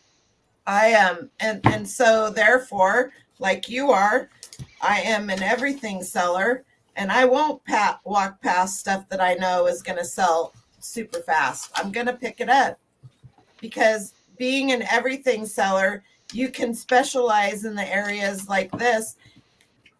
Yadro, not just the books, but the figurines. If you know it, you can walk into an estate sale and you can load up on everything. Ephemera here is dirt freaking cheap. Mark, you would die a small death if you knew how many racks of postcards and black and white picture, not just black and white pictures. I have negative. This whole closet right here is full of postcards and pictures. I don't have time to list them right now. They're not going anywhere. They're not dying in profit wise, right? They'll be there. If I get sick or hurt myself and I can't get around, then I have stuff right there that I can list easily. I tell all resellers that don't like doing postcards, if you find them somewhere in boxes, there's people will buy lots of cards. You can get 10 to 20 cents, usually quarter and down is what the reseller is going to pay for average cards. But if you get a box of cards, 1,000 postcards normally on eBay right now is like $100 some. Hey, Mark, do you sell photos as well? I sell ship photos and some more things here and there. I'll get albums at the auction. Okay. If you find photos that have, these old photos that get warped, what do you do? How do you fix that? Or don't you? That paper will do this. Yeah. And I just put them in a sleeve and I put them in an envelope with a stamp and a label, and that's it. So you don't, you don't try to fix that before you list them? No. If it's real bad, I don't list them or I lot them up. Stuff like that. I have some very specific photos that has to go into a specific category on eBay, and they're all warped like that. So my gauge is if I wouldn't want it, I don't list it. I just lot them up or put them in a crafter thing. I just sold this. First time I've ever sold anything while I've been on a show. Anyway, it is a performance bicycle pedal. Well, you need left side. Super chat the fee. And pedals are both sides, aren't they? Well, no, unless it has a stirrup. As I've mentioned before, I bought a bunch of stuff from a bike place, and there was only one. So for the hell of it, I listed one pedal. Well, somebody they break, they hit the ground, they wear out. The guy the guy said, "Thank you because a set of these pedals are $50." And I sold this because I don't know whether it's actually new or not. I told him it looks new, and I sold it to him for $14 plus shipping. This I is sold just pedals and bike seats. Bike seats But can sell really he well. was riding his bike on the asphalt. I'm shipping to Oregon, and a dog ran out in front of him. He fell over on his left side, and he said he just bit this thing all to pieces. Yeah, so JR is a long-time reseller. His comment is, don't delete the lowball offers. Let them expire. The algorithm you do, because it shows interest in your item. Remember, the whole thing with the eBay algorithm is they're wanting to present items to people that customers are interested in, and an active offer on an item does move you up in search. So don't just let it sit there. Look at the thing for 24 hours. It's amazing how many times you get a lowball offer and somebody will buy that item full price. It happens a lot. And if that's you true too. if you respond to that lowball by either declining or coming back with a counteroffer, that gives them the ability to now counteroffer again. And so now you're playing a stupid game. But they can only do it 4 times. They only have the ability to do it 4 times. But what I'm saying is you're playing a stupid game that might go on for a couple of days. But if you let that go for 24 hours, or whatever the thing is, they're less likely to come back. I have made many sales off of lowball offers because people are just trying to see how low will you go on that item. And I literally send them. When somebody sends me a message, how low are you willing to go into this? That's a total ignore. I have it listed for a price. When I send out offers to watchers, I don't allow them to come back with an offer because I'm sending them out an offer for what I consider to be the price that I will take on that item. Most of my offers I send out, it comes up, I got, a whole bunch all the time. I send it out, I put 10%, hit automatic, uncheck, make sure it's uncheck and counter, and just let them go. So that's what I send, 10% all the time. And they just go. I don't want to deal with it. So the next thing that Mark came up with was poor employee morale. So sorry. So if you don't have employees, you are look at the mirror. You are the employees. Your morale is going to be terrible. So it's going to be hard to be doing anything. I'm going to go a step farther because this happened to me. You're going to treat everyone around you like shit. They say what my problem is. They say resellers are lonely. Well, there's so many resellers that are so negative. Nobody wants to be around you to begin with. And control your attitude, control your mindset. It's 100%. You want to see how bad it is. If you're a couple, ask your spouse how life is living with you with all this negativity. And I'm not asking that question. Be prepared for the answer. Be prepared for the answer. You want your life to be completely better. Mark, do you ever get these? Oh, hold on.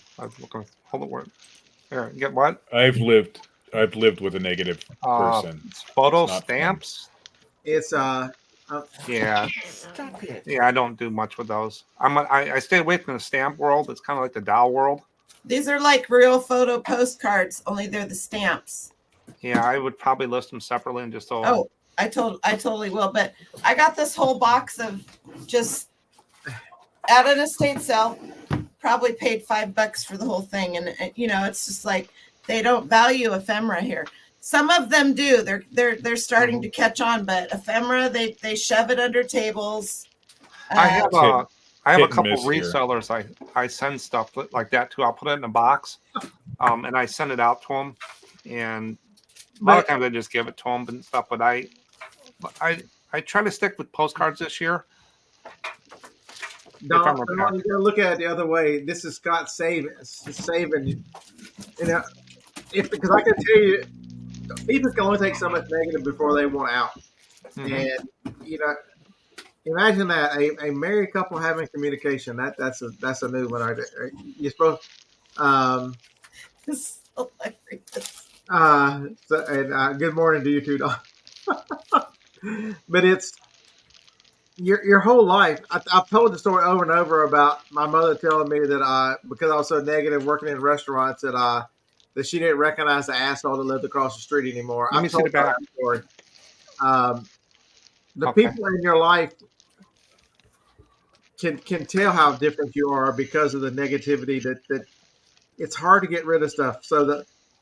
Um, so the two last things that Bart came up with are difficulty attracting and retaining customers, which is we've talked about that over and over. But the bottom line from all the above factors, reduce profitability. You want to know why your business is struggling? Look at your mindset. Look at the negativity you put and you're surrounded with. All these things that we've talked about that negative end up at the bottom line, meaning it's going to reduce the profitability of your business. You're going to continue to do things and make less money and work harder and work madder and work more negative because of the mindset that you have. And that's why I wanted to spend the whole show talking about this, because man, YouTube resellers are just, oh my God, there are a lot of good channels that are not that way, but the ones that call themselves teaching channels that try to teach you about Quit talking about me. um, it's frustrating. It's so bad. I don't watch them. I tune them out. And here's a great case in point. And I'm glad to see he did that. So I enjoy listening to Josh every day, but he reads the chat through and reads every comment, and he lets those same people take his chat, his conversation to a negative way. And so he feeds into the negativity. He finally just said, enough's enough. I got to take the rest of this. Well, it's not the chat. It's not the chat that's so bad for him. And I don't know why people have to be so nasty. They're literally, he almost needs to take his email off of his about section, as far as I'm concerned, because people are threatening him. They're threatening it. He's not done a damn thing to anybody. But be nice and have a forum where people like us who are not negative can come in and talk. But there's a few people in there. One of them I have blocked because he's had me blocked for years, who comes in and is just nothing but negative all the time. I'm not saying who they are. I have a good guess. And that person has probably 90% of the people that are in there blocked. And they wouldn't share their store for $1 million. I've been blocked for years. But and I have not said anything to Josh. I've wanted to so badly about this person. But when this person is having a bad day and they're done in the other live chat that they've been in, degrading people and doing whatever, they just move from live chat to live chat to live chat all day long. But there's other people that have gone in, found his store, and they are messing with his store. And I have not seen anybody have the problems that he's had with people messing with his store. When you mess with somebody's store, you're messing with their life, and that is not okay. There needs these platforms. That's one thing they need to do is they need to take that more serious. They don't understand that the threat that a concerted effort people can have. That you have a store going just beautifully, and then all of a sudden, it turns to hell. No, it's an attack. But yeah, he does seem to bring. He does seem to. I don't understand why they attack him either, because he really. He's not done anything mean to anybody. Not a dang thing. And I know a lot of people are upset that he was questioned about cross-listing, but he was just wanting clarification. There's nothing wrong with wanting clarification. He's not trying to bring cross-listing down. It's just not in the rules anywhere, and he just wants somebody to say, "Hey, it's okay." There's nothing wrong with wanting clarification on anything. Yep.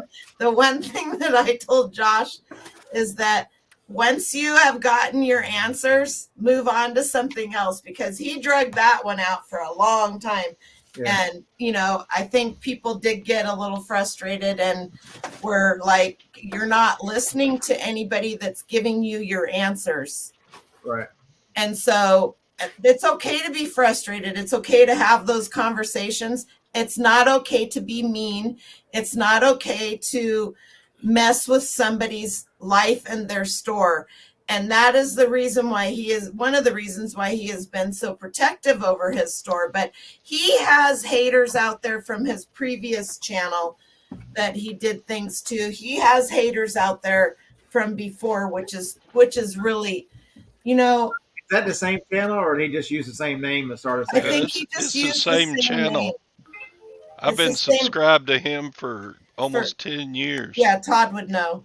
So that might be the mistake he made. He probably should have started a brand new channel, and then those people would not be with him anymore. Because I think when I started following him and shouting him out, because a lot of people, when he started doing this, a lot of people came to him from me because I started shouting him out like right 4, 5, 6 months ago, and he had. I feel like Todd didn't he had like 5,000 or 6,000 subscribers then. Oh, he had probably 25 or 30,000, I think. No, well, when he before, but see, and he was monetized before because he did gold and silver and that kind of stuff. Mm-hmm. Yeah. And then he got demonetized, and he just I don't know how often he was doing stuff, but that's one of the reasons why he really doesn't want to be monetized. So Jeremy says that numbers are correct, and that's the part. We made that point to Josh quite a bit that with Vendu and List Perfectly being sponsors at eBay Live, eBay is not going to allow a platform that uses their platform to list. So that to me tells me it's okay. For sure, John. As far as I know, none of the platforms have a problem with cross.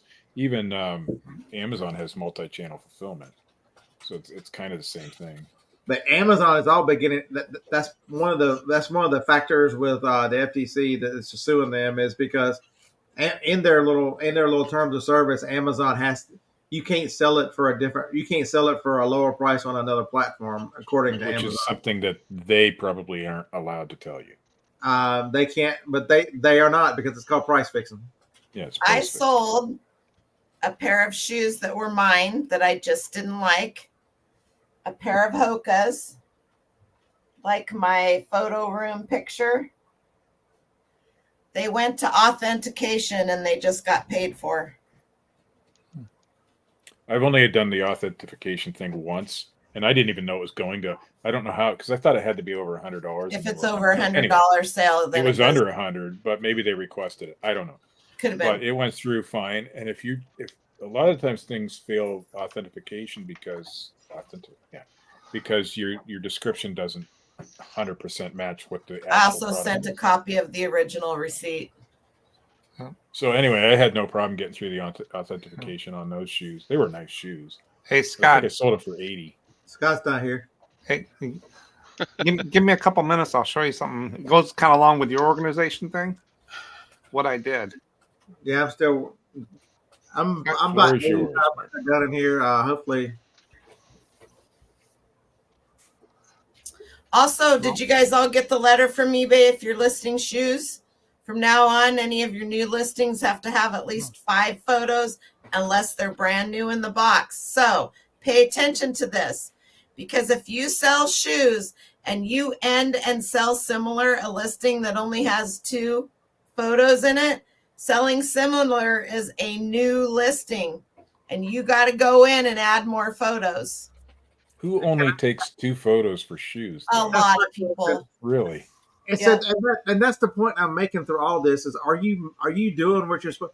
Who can sell a used pair of shoes with 2 pictures, and then you look at it and go, well, how come these haven't sold? How can you even sell a brand new pair of shoes? Those are the ones I would think that you would want to worry about the most. Okay, so I sold a pair of shoes yesterday. They were a pair of OCs, women's. Let's see how many pictures did I take. I have a very standard way I do shoes. I don't do a lot of them, but I do 2 pictures. I tried to do the side, but they keep falling over. Postcards are really hard to do more than 2.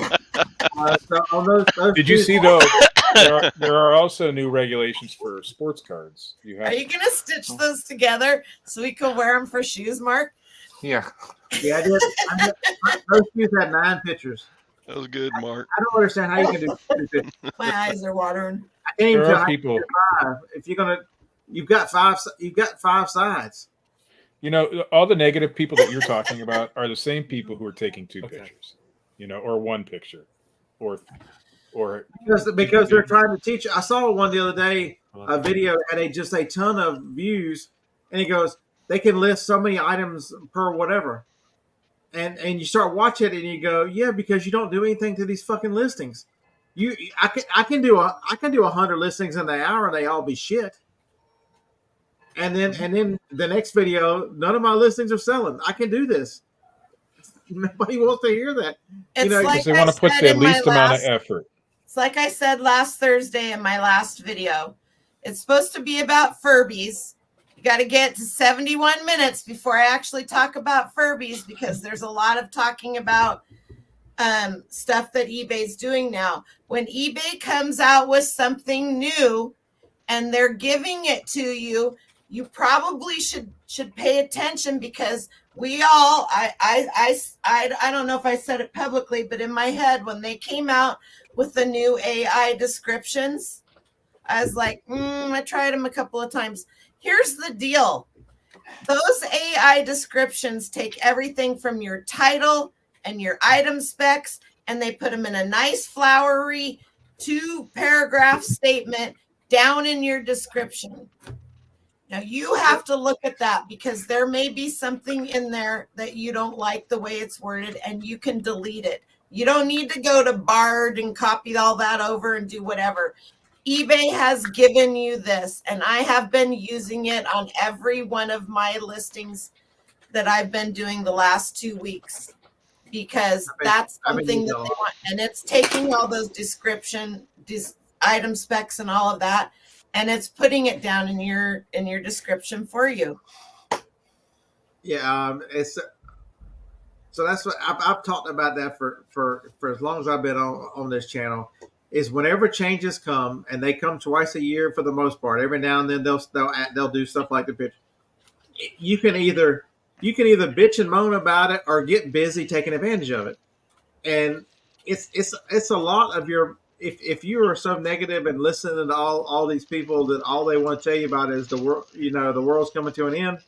It's very hard for you to get excited about a change. I'm telling you right now, everybody complains eBay never communicates with them, but they do twice a year, and they tell you what they're expecting and what to do to be successful is to take advantage of the direction in which the platform is going. But so many of them, you'll watch talk about, because they want views, so they're going to talk about the spring and fall updates, and to tell you how bad it is. And the vast majority of the time, these spring updates are reinforcing positive things about the platform that make your items more. Everybody. I mean, people will tell you that I don't get any sales from Google. Why do I care about white backgrounds? Why do I care about? You're full of shit. You're kidding yourself. It's another one of those things where if you've got 100% sales, and every time you could do something and create more to it, and you're down at like 30% of your capacity because you followed no rules, you took 2 pictures, you don't do coupons, you don't do promoted, and You're then going to somebody else's channel so that they can read and teach you the new updates, because you won't read your own emails and Yeah. So I can't do everything. I pick a few things every month or a quarter to do, like certain things I want to do in the store, and I just can't do everything. And I pick out the ones I think are going to help me and focus on those. The next quarter, something else come out, or I try another one. But trying to do it all sometimes can be overwhelming and takes you away from the basics of why you're there. For sure. You're selling stuff that people want with a good price. Yep.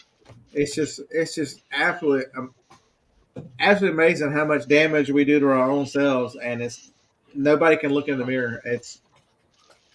So one of the things, Scott, that I did from the customers came to me, and give me a couple minutes here, and tell you what I did. A lot of people are asking me to make lots of postcards because they said they can't find postcards. And some areas, whatever. So I put up some small lots and I started making these lots. I had like 30 lots of 100 cards, 3,000 to 4,000 cards. Next thing I'm thinking is I'm going to run out of postcards. I'm not going to have any inventory. I'm thinking like a real reseller here. So I'm sitting there. I got stuff. I'm really bad at looking at a box and know how many postcards in. So I said, I'm going to come up with, I put 12 boxes, postcard boxes with about 10,000 cards total, and said all my stock for next year, I'm going to list one box a month and that's it. I'm all set for 2024. I really don't need to go out and buy any more inventory. And where's the fun in that? Now I don't need to, but I will. It's not a need, it's a want. I got some coming in today. But I wanted to make sure that I'm set for next year. I won't have to rush and make bad buys. And I can put a picture up, right? Yeah, you just share screen and I'll hit the approve button. It's present down there at the bottom. Yeah. It has to be that way because Tom will stick his naked ass on the screen if you let him. Yeah. Is that why he covers himself with a blanket? No, Yeah, that's why he has a blanket on. He's getting ready to flash us at any minute. That's cold. Tom, they have these cool things you can put on the floor that heat your feet. It's a mat. She's got a space heater between our desk. Yeah, that's freaking insane. That is insane, dude. That's how my mind works. Look at okay. I love that. The boxes down there, that's all of 2024 listing. I'm already set for 2024. Now, some of those I put in there might not be able to be listed. They might be foreign or something I don't do. So I got the little 2 boxes on the left there scanned. And I scanned all those with my scanner, and it took about an hour per box with setup and everything. So I got 12 hours total of work time in there. And that'll give me everything for 2024. That's crazy. Now, that is organized as hell. Now, that's the way problem is I'm not a big lotter or sorter. I sort as I list. Well, I want to make these lots, so I needed a place to put these cards. So I have, I got to do that shared screen again. I found a place in my office that I can, as I list, I can put postcards in little cubby holes. I'm going to have a total of 32 of those, like trains, animals. And when they reach a certain amount, I can pull them out and lot them up. So that's my 2024 stuff that I did. But I was so worried about running out of stock. I don't know why. I got 100,000 cards sitting in this place. But that verified to me that I'm ready. Do you sell all postcards, or do you just sell like the ones that's been posted? Or it doesn't really. That doesn't really matter. Stamp people or some people look at the backs and stuff. I really don't. It's the subject on the card. Right. Now, if they're mail, then they're RPO, BPO. RPO is like railroad stuff. RFD. A lot of stamp people get into those, but the stamps don't mean a lot to me at all. Some of the messages, people will read them and stuff. I'm not that person. I'm going to sell it to you for $5 and you can go out and get more money from it. So Jeremy wants to know, what scanner are you using? I'm using Epson, the newest one, 580W.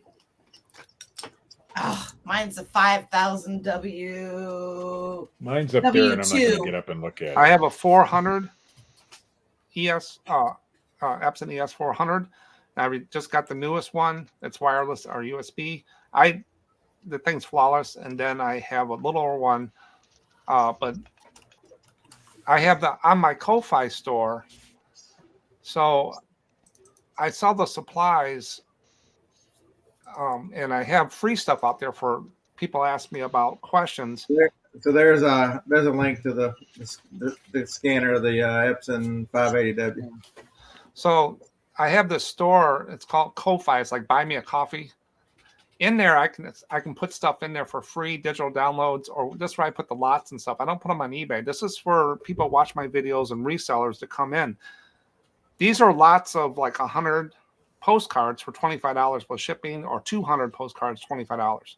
It's priced for resellers, is what I put them in there. And while I was scanning, Scott, 12 hours worth of work, I'm sub minimum wage. Look what I found. Then I found this as I was scanning. What? That's called it's a real photo postcard. Yeah. Means it was developed on the paper of a studio prop. These are ones you want to look for when you're looking through there. She's kind of hugging it, her hands on the other side. That's normally over $100 card sometimes. Well, this one's got a little bit of damage. I put it up for $87.50. It's sold in less than 12 hours. Wow. So you want to find stuff like that. And guess what? While I'm sitting here, I was looking through a stack. I just found another studio prop. Nice. Yeah, it reminds me, in Tuscaloosa, there's the Moonwinks Lies. That's a neon sign outside of a 50s hotel in Tuscaloosa, Alabama. Yeah, they're called paper moons, half moons. I have a tendency to call them half moons. How often do you find post-mortem? I don't see a lot of them, but a lot of postcard people will send me pictures. Is this person alive or dead? What do you think? And they stand them up, and and the babies they will hold, and lots of times they'll do family pictures. Yeah. And that post-mortem, the person who has passed away will either be on a couch. Mm-hmm. Most of the time you don't know, but you can, if you look at some of these family photos, the older family photos, and you look at them really hard, you can tell that whoever's in the center of the picture is probably not breathing anymore. Yeah. And those sell for pretty good if you can make sure they are. Funeral homes, any kind of morbid stuff, cemeteries, some of those can give you a few extra dollars. Most postcards on eBay, I did a thing for a video.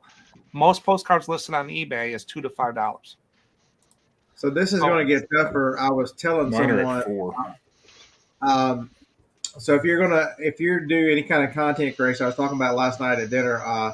The S24 Ultra coming out in January is going to be a monster. It's going to change the game, that mark for all that stuff. So right now the Google 8 came out, the Pixel 8's out, and you can change, like, it'll take 4 or 5 pictures at once, and you can put different faces, so everybody smiles, or everybody you can pick. They have object eraser now. You can move it around, and so you could actually take somebody and move them into a picture. So you from one picture to another. Well, Samsung is going to do this for video now. So there's going to be an eraser for video. So you'll be able to erase objects out of video. You'll also, I could do a video sitting here and let AI do the background. And Tom, I can play pianos all day because you wouldn't be able to tell because the AI is going to blend. You don't need a green screen. AI is going to take everything out and cut me out and blend in the background of my choice on the S24 Ultra. This thing's going to be a monster when it comes out. What it's going to do for video. So you're not going to know what you're looking for. And then with the other stuff, like Google is I signed up to be on the wait list. So now Google is bringing like Mid-Journey type of stuff to Google search. And so if you decide that you want a koala bear in a eucalyptus tree smoking a cigar, it's going to make it for you and show you that picture without having to go to all these other sites. It's just going to come up on Google. It's going to say, would you like us to create that? And tell you yes. I just had deja vu. Somebody else has talked about the koala bear in the eucalyptus tree. That was me on your show yesterday. Okay. So it wasn't a koala. It was. Yeah, I picked a different one. I picked him smoking a cigar for this example, though. So technology is rapidly. Go. I got to take a little guy to school. Everybody have a great rest of your day. Bye, Noel. Later. Yeah, we've only got. I got to find a clock for this side. I don't even have a clock on this side anymore. What time is it? 9:44. 15 minutes. Nate said he had a koala run up his driveway looking for water. I was taking out the trash cans Monday night. I'd waited till like 10:15. I'm like, and I'm walking out there and shivering in a pair of shorts and a t-shirt, pushing trash cans, and I hear something in the flower beds, and so if I have PTSD for y'all don't know. If I hear any kind of sound that startles me, I was robbed at gunpoint running one of these restaurants at 2 a.m. in the morning in a parking lot. And so it kind of messes with me a little bit. And I turn around to see what it was because, I had a gun in my pocket, but both hands were full. It's a dang possum in my flower beds. I'm like, this dang possum almost made me shoot the bricks in front of the garage. Mark, about how many postcards have you shipped in one day? I've had orders up to like 140 bulk orders. My average I want to do in 2023 was 14 cards a day, $70 a day, and raise my ASP. And right now I'm over 70 for sure, and I'm right about 14 cards. That gives me $25,500 gross sales a year, and it puts about $1,000 to $1,200 in my pocket every month. Now remember, I'm retired. This is supplemental, right? So now if I was full time, I'd have to ramp it up a little bit more. But for what I do, that's there. Next year I'm going to go to $80 a day. 16 cards will give me about 30,000 gross sales. So are you 65 plus? Huh? Are you 65 plus? I'll be 60 next year. You'll be how old? 60. 60. Okay. You still don't look that old. You look young. I thought you was younger than Scott is. So Scott Garvin, they did announce that. Poshmark announced that, I don't know, late last week or Monday morning that they were shutting down international. So that means UK, Australia, and somewhere else. There were 3 countries that were shutting down. No more Poshmark. They've given you either 30 or 90 days. India.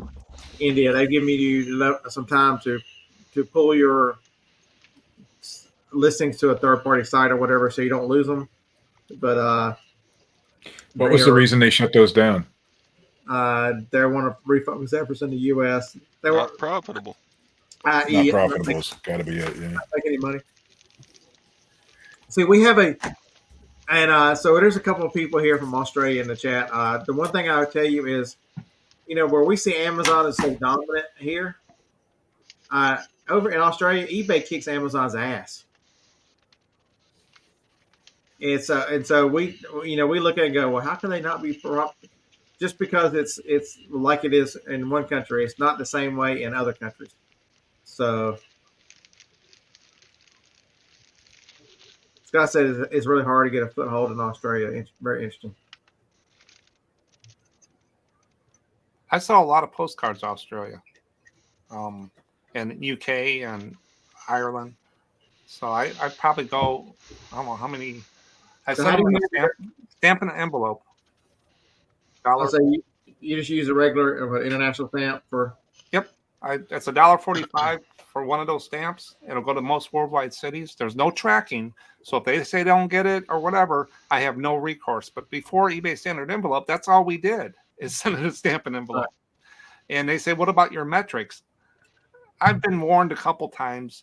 I've gotten real close and almost lost top rated because I didn't have tracking. I sold so many international, but they gave me a grace period.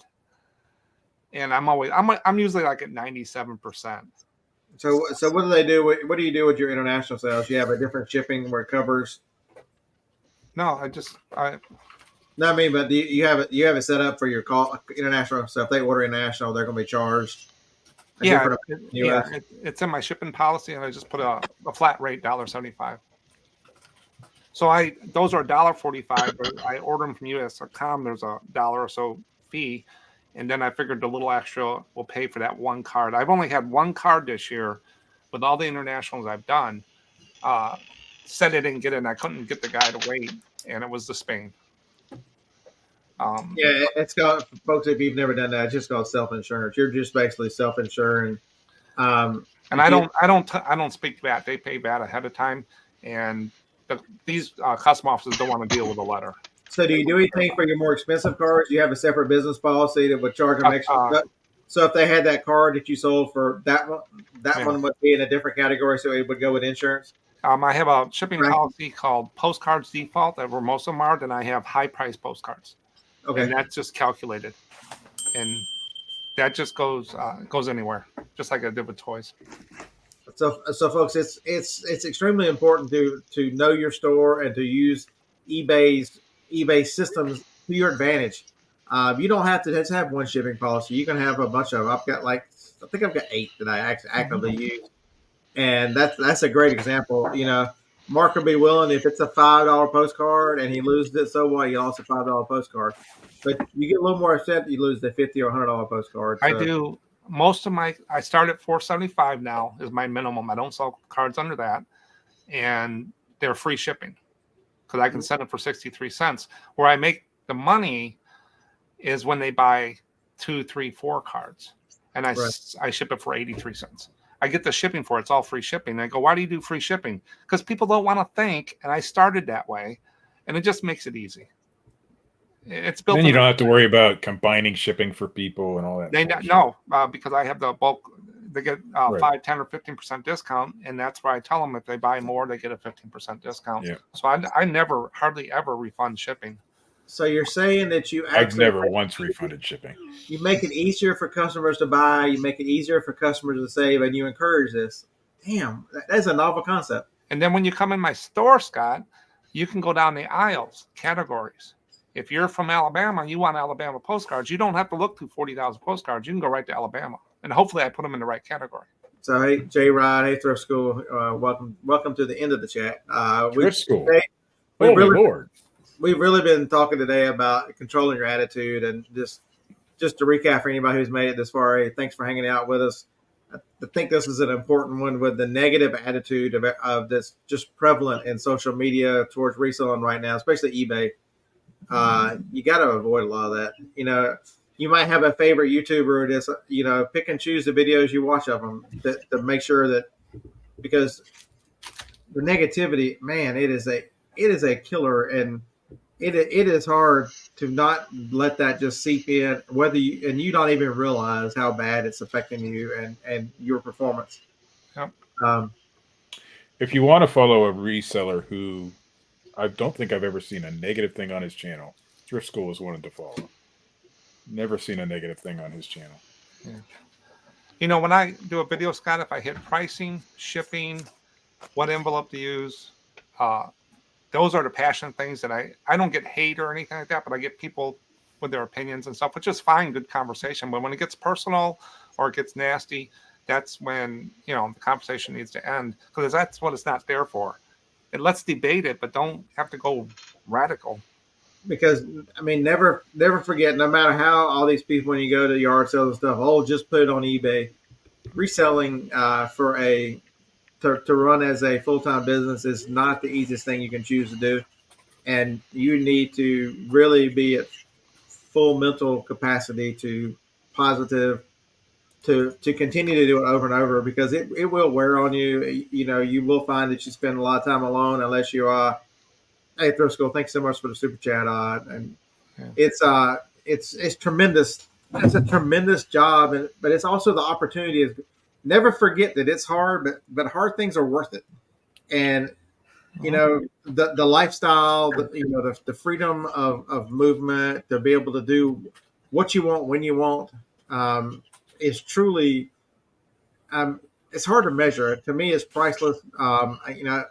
For all you guys know, Joni just crossed 5 years from her cancer diagnosis, so she made it 5 years from breast cancer. I took her to. I was able to take her to every single doctor's appointment for 4.5, 5 months, whatever it took her treatment. Let me know when she needs more snacks. We'll probably do something. There's still, man, the dining room. Oh my God, you guys are absolutely amazing. The dining room's so full. She said maybe something the week before Christmas or somewhere in there, or her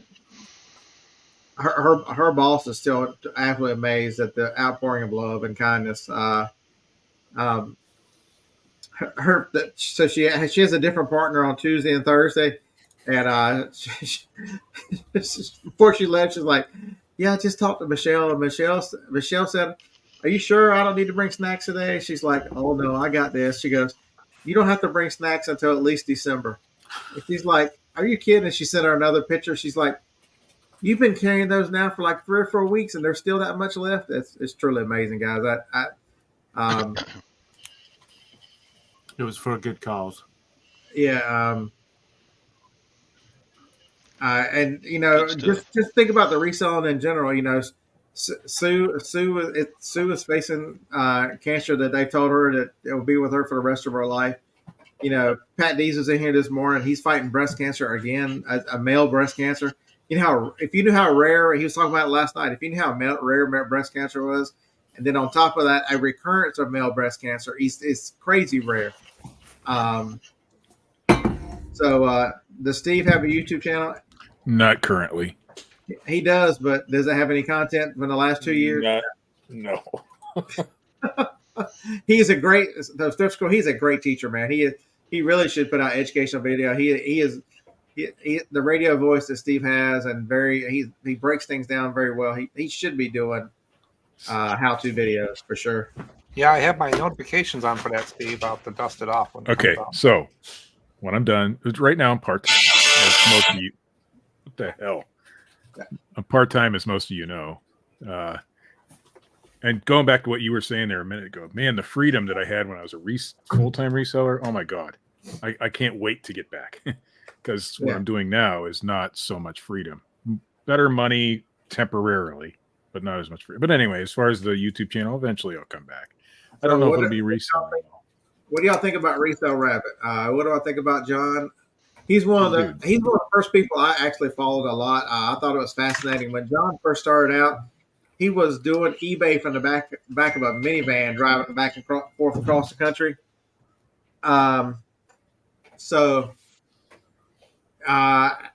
He's a great. I think Resell Rabbit. He's not afraid to take an idea and just do whatever. He's a good one to watch. He's had a failed store, but he continues to do the warehouse sales, and doing what he wants to do, buying from auctions. He does a little bit of everything. I've always liked John. Resell Rabbit's a good guy.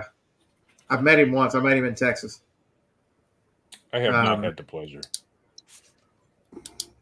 I'm surprised Scott's not jetting all over the world or all over the country buying auctions.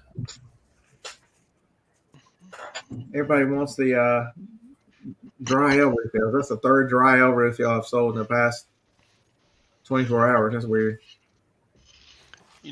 I know we weren't supposed to talk about negative things, but I got this at the estate sale the other day. Yeah. And I don't know if you can see very pretty well. Positive to me. What's negative about that? Roll Tide. I need to send this on over to you. It's a little tin ashtray. Okay, so that might be very negative to anybody who is viewing from Tennessee, because they are still a little butthurt about the referees and whatever else they want to say. It's not my fault that you were up 20-7 in the first half, and then you allow us to score 27 unanswered. Yeah. You boys that get all carried away with this damn college football, y'all need to put on your big boy Y fronts and get a life. I think Tom's about ready to get blocked here. All right. See, we don't need this kind of negativity in our life. See, there you go. I don't watch any of it myself, but I understand the attraction to it. Yeah, I don't know any. So Sue and Noah are both saying the same. I don't know anybody who dislikes John. Resell Rabbit. I'm sure there are a few. I'm sure we all have our detractors. Did he start out by doing a lot of running around trash picking? Was that him or somebody else? He's thinking about taco stacks. When I first started watching him, he was already doing the electronics and stuff on eBay and carrying stuff with him, and then he started selling a lot of that on Amazon. Yeah. Uh, yeah. Yeah, Resell Rabbit. The only thing bad about him are his dad jokes. He'll he'll have an hour-long video, and there'll be at least 4 dad jokes in there that are just I don't see a thing wrong with that. you got to laugh, but they're bad. There's nothing wrong with dad jokes. I know. There's guys on Those guys that sit on the deck. Oh, those guys are hilarious. yeah. It's they're trying to see which one will make the other one laugh and going back and forth the dad jokes. Those guys are pretty That's funny. great stuff, man. I'll send them to Great stuff. Johnny. I'm like, Johnny, this is your type of humor and shit. Yeah, I don't do anything. All right, Scott, I gotta go. Somebody's gotta get on a phone call. Oh, I thought you needed to. One of these days, Roberta will come on here and just cuss you out for blaming her for everything. I know, Yeah. right? Yeah, she is. She tells me what she thinks anyway. I'm gonna help you out, Roberta. Bye bye.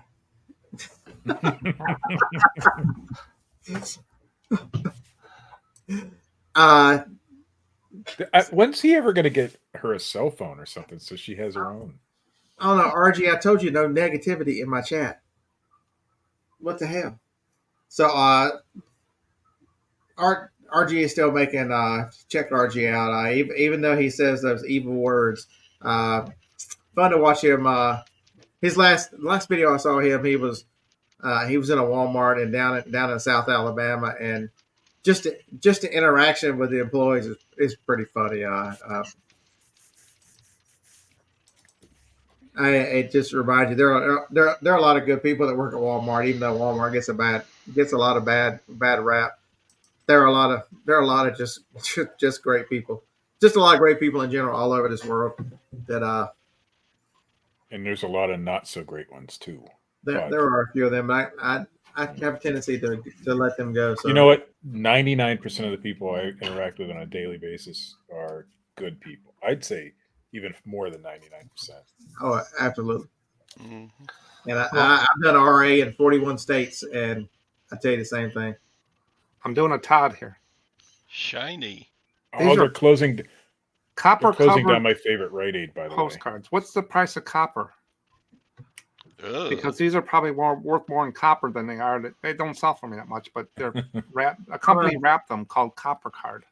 Don't you live outside of Chicago? Can't you find a crackhead to tell you what copper's worth? Probably.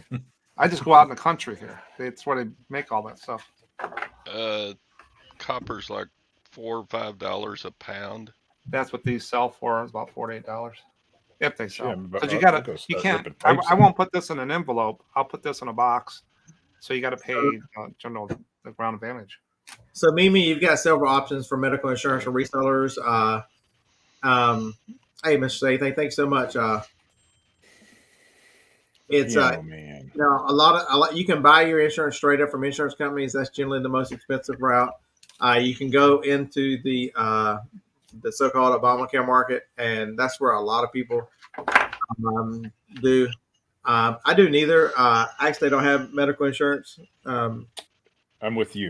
Before everybody goes nuts, there's a company called Medishare.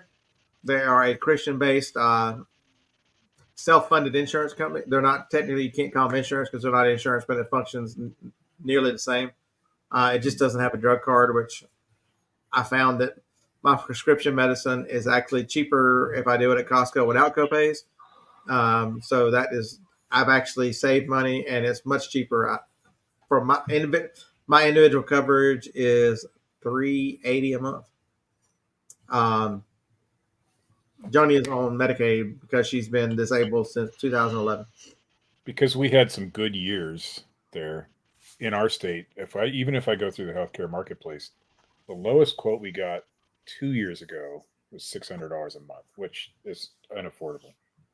So we're still not there. But now that our income is different, and I have a lot more write-offs with what I'm doing now, things will even out, and we'll be able to go ahead and look again. So Hey, here's Todd, did you ever get a Hershey candy bar? So there's I don't know if that whole link's gonna go in there, but if you just Google Medishare, Medishare. I grew up in Hershey, or I grew up in Pennsylvania, and the one place I've always wanted to go. They used to Hershey. put these in candy bars. They made their own postcards in the Hershey candy bar postcards. It's the size of a Hershey bar. I found some last scanning too. Huh. Yeah, Glenn, that's 100% correct. Medishare does a lot of radio advertising, so you do hear them on. They are the nicest people you've ever talked to. Oh my goodness, they are very kind. You might have to shorten that link. They put it in 3 different. Their comments. building has kind of changed there. It's they got interactive things to do and rides and all sorts of stuff at their factory now. Thrift School, the same thing here. So I sell a lot of Blu-rays and DVDs, especially on Amazon. The storage is right there. That is a horizontal filing cabinet, and each drawer has. Let's see if we can pull this one out. Each drawer has that. Great camera work there, Scott. Can y'all see them? Yeah. And so I think each drawer holds a couple hundred or so, maybe 100. Who knows? I haven't counted them. But the bottom drawer is empty. I haven't got to the bottom drawer yet, but it makes it very easy to find. I found that at an estate sale for $20. I channeled my L Mark to find a way to store them. Also found an old filing cabinet. That's the double filing cabinet. So each drawer has 2. And so that's where we're going to put I'm going to start selling some postcards. I put your box right there, Mark, so that it's in the inventory received, so that I'm got a spot over there. I'm going to set the scanner up today, so hopefully I'll get started tomorrow. But I have the top 3 drawers are all CDs, and the next 3 drawers are going to be postcards, and then the bottom drawer is just a big one that's just got a bunch of junk in it. Yeah, you should have everything in that box, Scott, to get you guys going. Going forward, I'll send folks your way, Mark. I'll film starting it up. So going forward, the only thing I'm selling on Amazon is DVDs and Blu-rays. It's just easy. It's the easiest thing I found. Was it last week that I talked about? I don't know what show I was on when I talked about Miss Marple. Was that here last week? Yeah. No, they were on the Old Guys at Night or something. Miss Marple. So I found Miss Marple because I sold Miss Marple. It was $129. So if you see Acorn CDs, Acorn is a media group that makes a lot of like Hallmark type movies. And this one was Miss Marple. I think that's maybe from BBC or somewhere over there. It's an Agatha Christie series. I found the season. Some nudity on the show. It was season 1 on a live chat. That's my baby boy. I got $129, and they paid expedited shipping of $23. I had sold Miss Marple the Blu-ray season 1. I got $149 for that. So, and the used season 2 Blu-ray only went for $45. I sold a Wonder Years complete series. I want to say I got close to $100 for that. It was a used set too. Knew it would probably be a lot more, but I mean, who didn't have a crush on Winnie back in the day? Come on. Does Mark ever sell greeting holiday folded cards? Greeting cards, no. They go in the boxes to the other resellers. I've had a hard time in the past with even vintage greeting cards. Now the Valentine's stuff can sell real well. So Ken is saying that Best Buy is going to end next year, going to end Blu-ray. That's just more. Yeah, that's true. But it's amazing how many, especially estate sales, how many new DVDs and Blu-rays you can pick up at estate sales. Amazing how many people buy these things and don't watch them. Every one that's new is worth looking up. So I've had this new phone for. I'll end with this. I've had this new phone for a while. Anybody else in the chat got the iPhone 15 to use for scanning for reselling? No, sir. You want the good or the bad news with the 15? The 15 scans better than the 14. I had all kinds of problems scanning with the Amazon app with the 14. The 15 does scan better, but I think the whole time the problem has been the Amazon app because now I can scan the same barcode 5 times to get 5 different things. Am I the only one that happens to? Yes. I'm still using my 12 and it's fine. It works fine. I don't have any problems with the I've got an XS Max over there that I take pictures with. But this thing scans, I mean, it'll scan the same barcode and get different things every time. Of course, when I do it now, I won't do it, but that's all right. No, it'll be fine. No, I've had no problem. I'm not going to upgrade until I absolutely need to, just to save money. Okay, we This got the phone's right been thing. wonderful, but I've never had a problem with the Amazon app.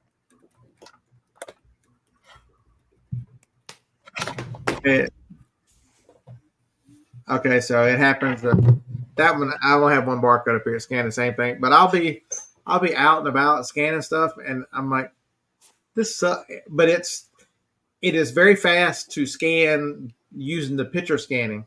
I think maybe they've got something mixed up because it might be instead of scanning the barcode around it, it's scanning around the barcode. I have had issues with that. When I'm down too far, not focused on that barcode, it wants to do some weird things with the picture scanning now. The problems with the 14s and the 15s is the minimum scanning distance went several inches out, so you have to hold the farm farther out, so you're getting more of the box. I don't know, just zeroing in on the barcode. So, yeah, I've had no issues with the XS Max, though, which is kind of strange, but it's also got a different camera. So Denise says that it's a change Amazon made because you get these messages when you open your Amazon app all the time talking about it's done this, it's done that. Yeah, please stop monkeying with it. But it does. I scanned a bunch of stuff the other day and no issues. But the previous time, I don't know what was going on, but like that, if you're trying to do just a whole box scan, it was really bad, and it wouldn't focus. I couldn't get it to scan the barcode at all. So it does really good with the picture. The picture, it recognizes pictures better, but it recognizes barcodes worse, which is weird. Is there a heat issue with 15 or something I heard? Or something? It's already been fixed. There was. So the issue with the phones they went to the titanium frames. You can't really tell any difference, but the titanium is lighter and all around his edge is titanium. The problem with the difference, there's one huge difference between titanium and the aluminum or stainless steel. Titanium does not dissipate heat, doesn't let the heat out. And so they had to change some things they went from 17 to 17.1. It solved that problem pretty quick. But I don't have 17.1 yet. It's just. Are you still on beta? You're on beta, aren't you? No, it's out. The regular 17.1's out. I just have a 13. But that was the issue but it was also only a couple apps that did it. I'm on 17.0.3, so maybe it won't. For my phone, it's not out yet because I'm older. I see it smoking. It was that issue was only with the 15, so maybe it was just it's not with the 12. I know that. Maybe they specifically put that out for just the 15. Yeah, somebody said on me, and I said didn't hear of it. I didn't look into it. Kent says 17.1 will be out this week. So maybe you're still on the beta. Because I know the beta came out a week or so ago.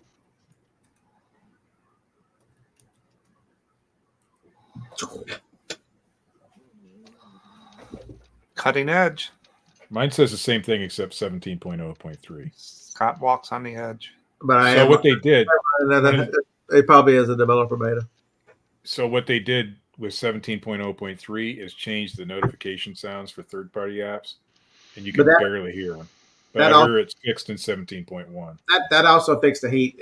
The main issue with that was the overheating. I think Instagram was the one that was really doing it. I've had no issue. It takes wonderful pictures. I've been shooting a lot of my video with it. Kind of wish I had waited. I might have switched back to the 24 coming out. Because that's going to be a creation. Especially if they can up a little bit of the quality of the video, because that's the bigger difference. Is the video is not quite as good as the iPhone, but it's very close.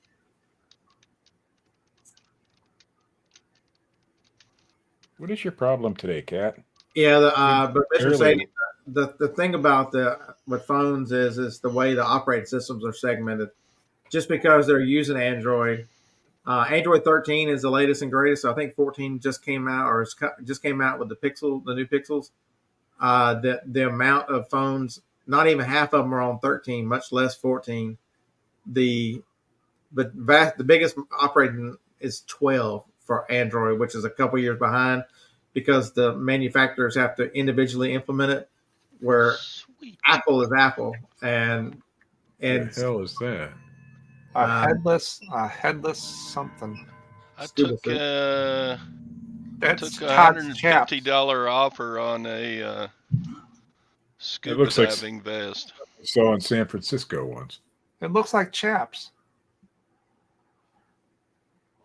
It's It does. I thought it was like a old school, Just the village people would wear a vest. Leather scuba vest. diving vest. Oh, diving vest. Okay. I seen the straps and stuff, and I was like, So if I follow phones and stuff pretty heavily. The one thing I would tell you, what Thank you, Nate. I got to go use the restroom. I've made it a long time. Is if you want to know Android or iPhone, it's you need to look at what computers and stuff you use. If you use Mac, if you use anything else Apple, you would be crazy not to use an iPhone. Just as simple the way it AirDrop and everything else it does with communicating.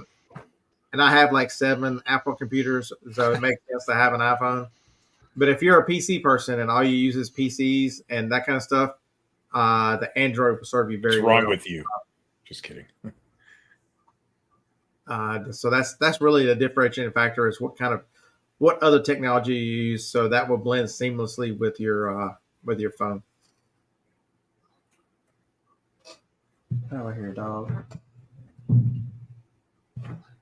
Scott's place is. It's look like a doctor's office or lab there now, Scott, with the floors and stuff behind you. It's You can actually see the floor. clean. Yeah. And the Yeah, walls are so white and bright.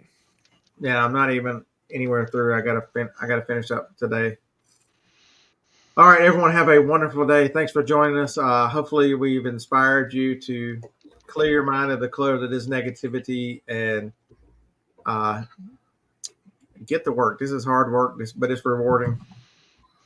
Yeah, all of us are just keeps doing it. So, thanks, Scott, Steve, and Todd, and Tom, and whoever, and everyone. Oh, am I supposed to say it? You're supposed to say. I didn't say roll Sweetwater time. out. And Mac Daddy says later.